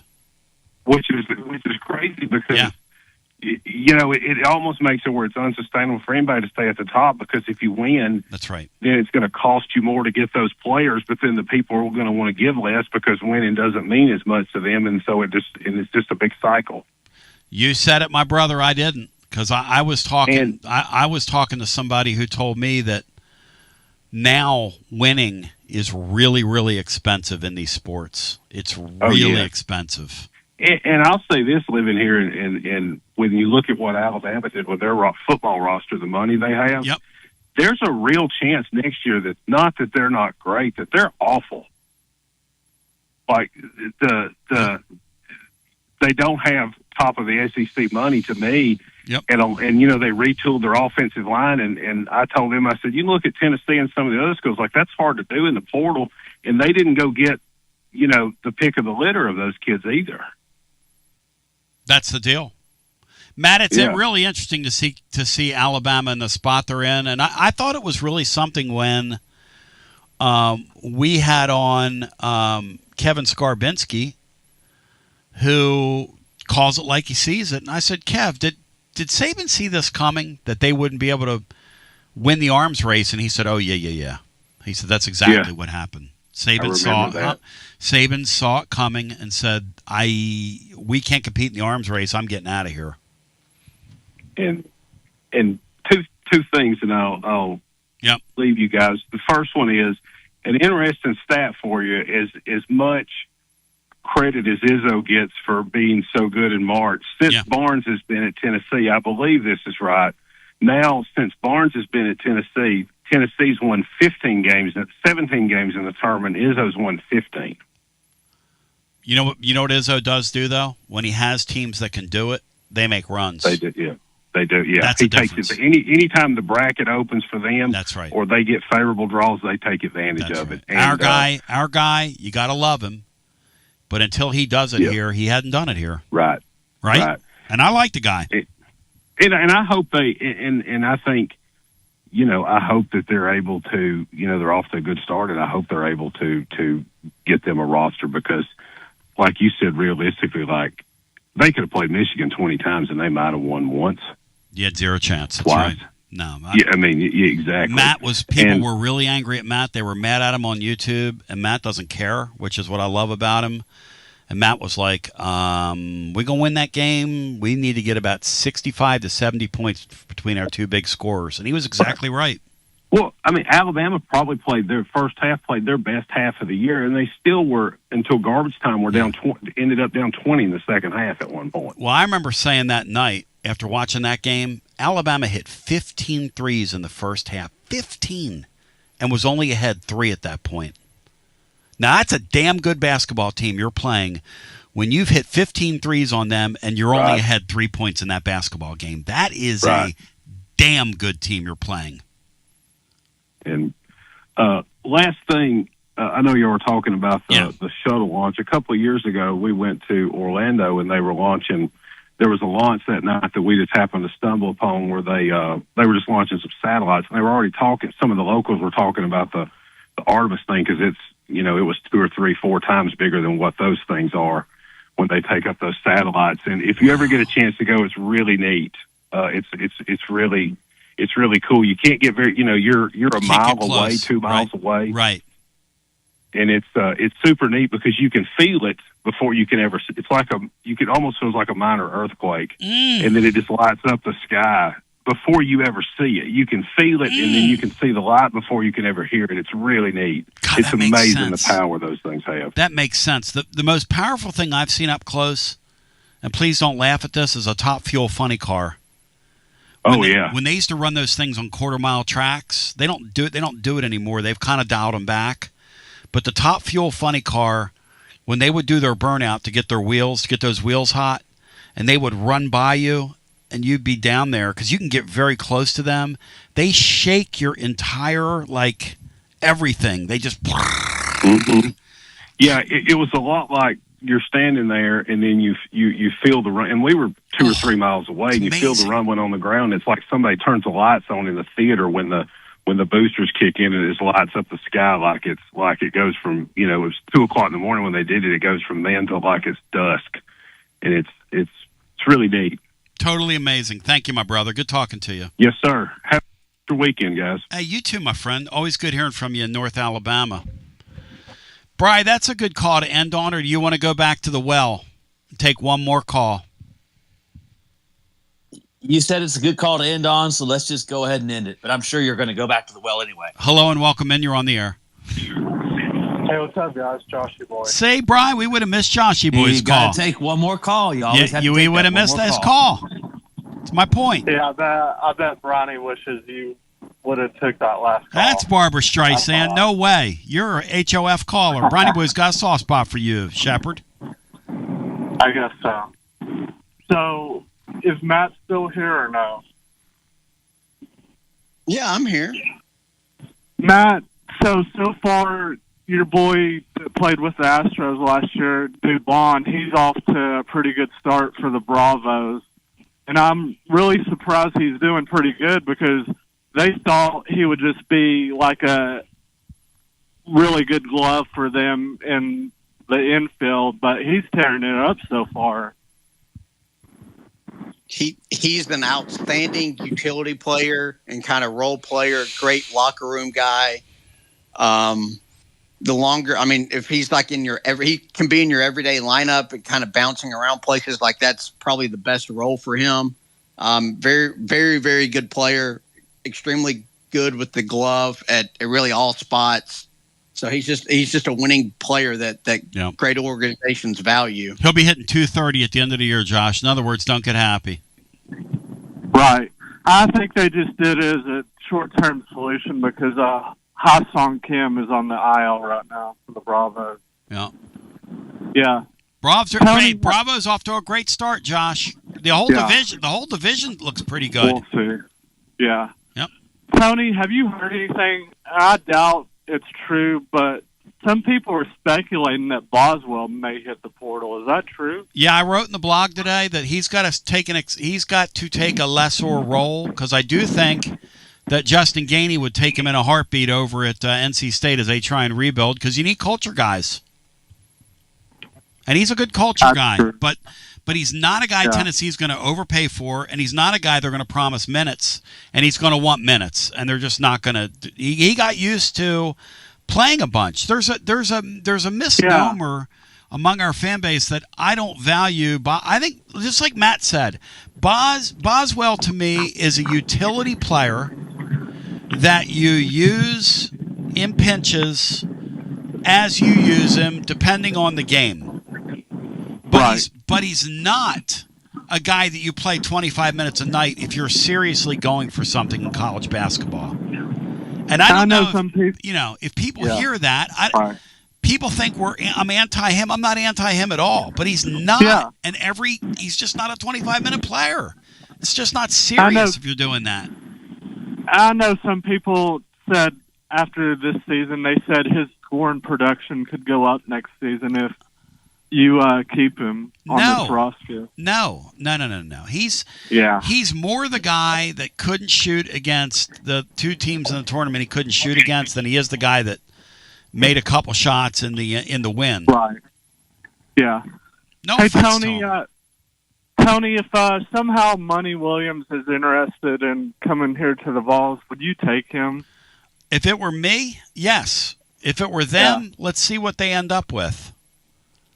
Right. But I certainly think he's under consideration. I really do think that. Now, I also think that Washington is big time in the picture for the money man. Gotcha. So, Matt, in your humble opinion, I know you'd love a sweep this week against LSU, but in your realistic opinion, do you think they'll take 2 out of 3 at home, at least against the Bayou Bengals?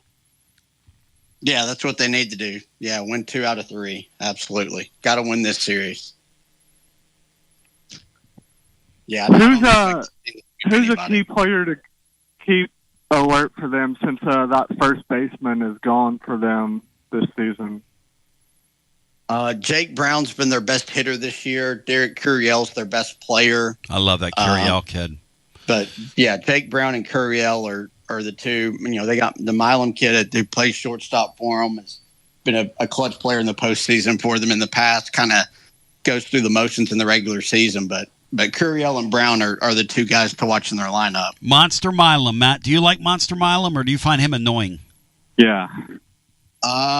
He just takes plays off a lot. He's a weird. He plays like he's a big leaguer. He's a real. There's 162 game season. And he annoys the AF out of me. Okay, he's annoying AF to me. Whatever I'm trying to say. Hey Tony, one last question. Do you think Tennessee is going to get pretty good production from McIntyre and Faison this season? Thank you, my friend. Great talking to you. I have no idea. It's a great $1 million question, Josh. No idea. Monster Milam. He's one of those guys, Matt, down through the years that, hey, Dave, the 14 threes Alabama hit were in the first half. Bro, I don't know what to tell you. Look the stats up, Dave. I didn't do it. They went off in the first half, and in the second half, Michigan, and that's what the caller said earlier, swallowed them. They said, okay, we are really glad that you've done what you've done, and, this is all great, well and good. Unfortunately for you, your party's over. And they called the cops on their party. Matt, your favorite part of today's show, besides that Josh Hubbard is going to lead Kentucky to a Final Four next year. That might be my favorite thing we've learned so far today. Yeah, easily. Probably the Watson Brown interview, I guess. He was so good.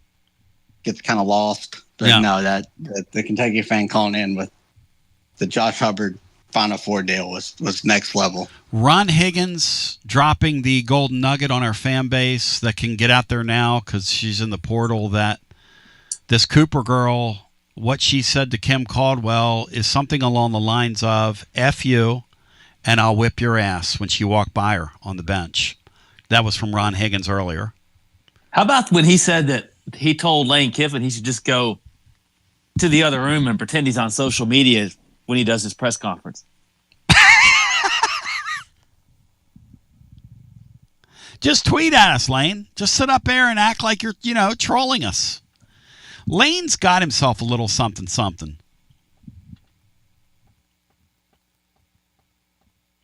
All right, see, Matt, when I start saying things like that, you know what that means? It's called quitting time. Tomorrow we're going to be live at Calhoun's. celebrating the Easter weekend, celebrating another weekend of Tennessee baseball, celebrating Tennessee and LSU. Matt, will there be any baseball fans in town? Will there be any baseball fans at that thing? Do they still travel or not really? Absolutely, they do. Best traveling fan base in the SEC. The only thing that would maybe keep more away is they played at Vandy a few weekends ago, and they had a bunch of fans there. Yeah. So I would assume fans probably picked that trip more than this one because of Nashville. But yeah, they'll have a good contingent here. So I just hope Tennessee fans pack the park all 3 games, and you get good weather and you have a really fun atmosphere, because that's what the fans deserve and the team deserves it, and it just be kind of a great moment, and hopefully it can kind of energize and rally a team that needs some wins. By the way, we're going to let Negative have the final thought over on, where is Negative? He's over on YouTube. My Cardinals are off to a 4-2 start, and they are terrible. Great way to end the show. Even when you're 4-2, you're terrible to Negative. Negative's got rain clouds on a sunny day. And when it's warm outside, he won't come out and play. But I guess you'd say, what can make me feel this way? Negative, negative, negative. I'm talking about negative, negative. You really got to get better at saying goodbye, Tone. Love you, Bri. Thanks. Never Can Say Goodbye. Clifton Davis. A song by Michael Jackson.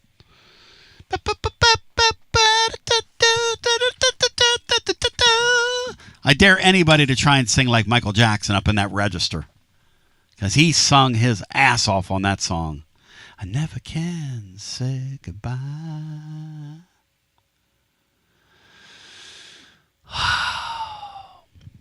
Love you. Peace. No, my baby. Love that good. I love that old 70s stuff, man. Wow. Makes me smile. Hey, if anybody can figure out the last 3 chords after the chorus of Philadelphia Freedom, I need them. Here we are today. Send it to me on Gmail. It's number 1 fell. They snuck a guy in the dark of night. They're to be commended for that. And probably a loophole that not a lot of people knew existed. But they're on it, man. Right before the deadline. Basically, they got this Lumblade guy on campus with the thought that we'll get him before Kansas State gets to him, before Duke gets to him, before Florida gets to him. And Kansas State was in it because that was his former coach. Casey Alexander was there. But as it is, it's pretty insane work by them. And that gives them the first credibility piece to sell. Because now you go out and you can sell a point guard that, hey, we've got a viable, excellent 3-point shooter. And look, I'm not the biggest film guy in the world and looking at film. But when you look at this guy, and Matt and Brian, when you look at this guy and the way he gets separation, as Matt Diskin and Brian Hartman are both in here, there is very little doubt that he's a special shooter, guys. This guy is a special shooter. And Matt, there aren't many of those dudes floating around college basketball. Kids that need a little crack of light, that have that, kids that have that ability to make a shot with a very, very, very little crack of light between him and the defender. It's pretty exciting stuff to see the Vols with him. Yeah, high volume 3-point shooter. Really doesn't need a ton of separation on some of those clips. Take some, not necessarily, can take some off balance shots that go in. Just coming off those screens that Tennessee, runs for their shooters really well. But I think you got kind of another Chaz Lanier type guy who's just an elite 3-point shooter. We'll see how much he can do off the dribble. Probably not a ton, but you probably aren't going to need him or ask him to do a lot of that. You do a lot of those off-ball screens that you just kind of catch there on the wing, and based on those clips, he doesn't need much separation and really doesn't, to knock him down. So it's a great pickup, and the free throw shooting you talked about the other day could wind up being one of the best of all time in the sport. I mean, imagine that, Matt. Enough, yeah. Isn't that crazy to think about how proficient you have to be? And then William Patterson's thing that he released on Twitter the other day, where he was in an open gym thing with a guy and he shot like 179 three balls and made 174 of them. Matt, I've never been so good or so consistent in anything in my life, let alone something like that. I couldn't imagine what that must feel like to go out and shoot 179 three balls and knock down 174 of them. It's got to feel pretty good, though. It's got to feel pretty good. Now, here's the thing about Lumblade. He's got a lot of credibility, and he's got connections. Tennessee is in a spot right now where they're going to try and assemble this thing piece by piece, brick by brick, if you will. And it's pretty fun. It's going to be pretty fun to see this. This Lumblade guy can really shoot the ball. And it's going to make their ability to go get a point guard easier now, because now you have credibility. That's why Duke wanted him. There aren't many of these shooters. There aren't many of these shooters laying around. And the thing about it is, he's a great player. Now, people are asking, is he like Dalton Knecht? Matt, no, he's not. He's not a Dalton Knecht athlete. He can't get off the floor like Dalton Knecht. He's got one skill. But his one skill is pretty incredible. To be able to shoot the ball like that is a pretty insane skill. But that's him. He's a one-trick pony now, Matt. Yeah, a lot closer to Chaz Lanier yes. in that aspect. Yeah, you're not gonna ISO him and let him just go to work on whoever's guarding him. Yeah, he's nowhere close to Knecht, but he's just that just great shooter that spaces the floor and opens things up for everybody else. Now, his one trick's not a bad trick, guys. Brian, we like his one trick, don't we, Bri? I'm for his one trick, Bri. Aren't you? It sounds like that's somebody you can run the weave and heave offense for.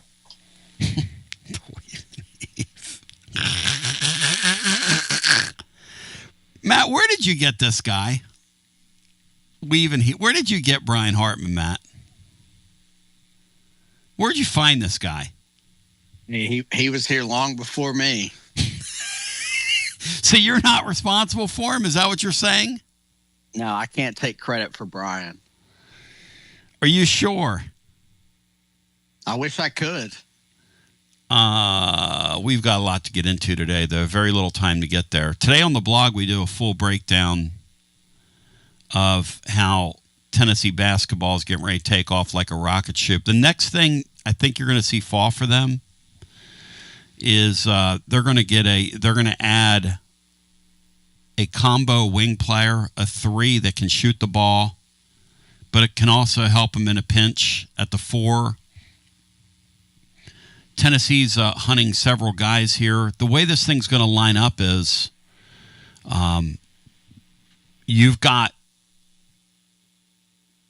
8 days until the visits begin. Is that T? Thank you. 8 days before you read my mind. Thank you, hon. 8 days before the visits begin, and players will officially start entering the portal on Tuesday. That's when all the portal madness begins. You're going to start hearing rumors of this player linked here and that player linked there, and you're already starting to hear a little bit of it, but this is going to be an amazing thing. It really is. So, Brian David Speaks says, how do we know Lumblade isn't Justin Powell or Victor Bailey Jr.? How do we know that, Brian? How do we know that Jalen Carey wasn't E.J. Anasicki? Matt, when you look at film of that Lumblade guys, he looked like either one of those two guys? Because he does not to me. He looks like a dynamic shooter at the collegiate level who won Player of the Year in his league last year. He's just got a much higher usage rate than those guys did. That's another good point. He's actually played a bunch. Those guys were kind of, kind of bounced around, didn't play a ton, like weren't full-time starters or had the shot volume that this guy does. Granted, it's at a lower, low major school, but when you can shoot like that, I mean, until you get to the NCAA tournament, the balls are the same, and in the regular season. Somebody wrote, and this was Cinco's thing yesterday, hopefully Barnes doesn't wreck his confidence shooting the ball. Tennessee's bringing him here to do one thing, and that's make three-pointers. Rick Barnes is not going to try to turn this guy into some kind of defensive basketball player. I'm just telling you, they're going for offensive players. And you think you could score on this guy, Tone? Is that what you said the other day? I had a couple people text me and say, Tony, you can kind of pump your brakes on that. Mari was like, Tony, you couldn't score on an 8-year-old in an open gym, let alone a Division I athlete. Mari's telling me to pump my brakes. Shout out to the great Jennifer Morris, who was in here today, laying down a new jam for you that will debut today on the show, but she's next level. Tells me she's going to be at all 3 games this weekend, which Matt Dixon will be as well. Matt, what are we expecting from the baseball Vols? What kind of response? Berkey's over there right now visiting with everybody, he tells me, and he's going to come out tomorrow and come eat some lunch and talk some sports. Bring Mike Monaco and Kyle Peterson with him. Mike Monaco is calling the games this week. I love Tom Hart, and I love Mike Monaco. Mike Monaco's next level, man. Calhoun's tomorrow. Do what? If those guys are at Calhoun's, that might get me out there tomorrow. See? I knew that, Matt. That's why we say these things. I think they'll respond really well. I think they'll win the series. Yeah. I just hope the weather holds up, and I hope our fans come out, which I'm sure they will. I think it'll be an awesome weekend over there at the newly renovated Lindsey Nelson. First kind of big home series. With that, I think it's going to be jam-packed. Fire marshals are going to be doing extra work, and it's going to be a lot of fun. Yeah, and to Danny White and crew, I say jam them all in there, man.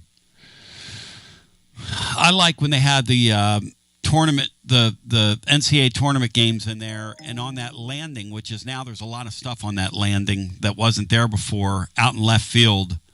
But I say jam as many people in there as you can. Make the thing look like Woodstock up on Yasgur's farm. Let's go. But we have an update today on the blog on Kim English, and his doesn't look like he's coming back. Here's the thing about a lot of this stuff. It's very fluid. We're going to attempt to talk about it in real time. Don't hold me to things if people change their minds, or I'm just telling you in real time. So I'm going to ask for some nuance here, some understanding. They feel good about Evans right now. Here's the thing about Evans. Evans could tell him yesterday, hey, my intention is to return, and then somebody could money whip him, and he could be out of here. That's how the stuff's going to go. But Tennessee right now, the bottom line is they're going to be super aggressive in the transfer portal. They are going to sign, as we wrote today in the blog, at least 4 more guys, maybe 5. And they might sign to 6 before it's over. That's because you have 2 flight risks on your roster. You've got Boswell, who's a flight risk on your roster. And you've got Estrella, who's a flight risk on your roster. So, and Boswell's got to understand that, he's not going to get 24 minutes a game next year. Matt, in your perfect world, how many minutes does Boswell play? In your perfect world.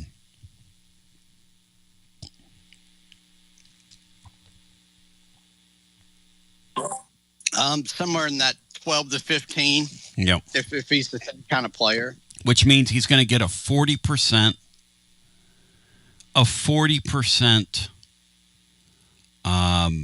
usage rate decline, cut. And he might see himself as better than that. And I think he'd have an opportunity to go play with Gainey at NC State. And that I thought is that he might do that. So, also today on the blog, we put down, somebody asked me about the top 10 basketball jobs right now. I was teasing with the Kentucky people yesterday saying they're one of the top jobs in college. But they're always going to be because they have a fan base that's sick with it. Now, what they prove to you, though, is you better have the right coach and they better know what they're doing in this era, and they don't right now. So for now, you can kind of lay them off to the side, but they're still a top job in the sport. I'm going to ask Matt about that later as we go, so we'll go through that.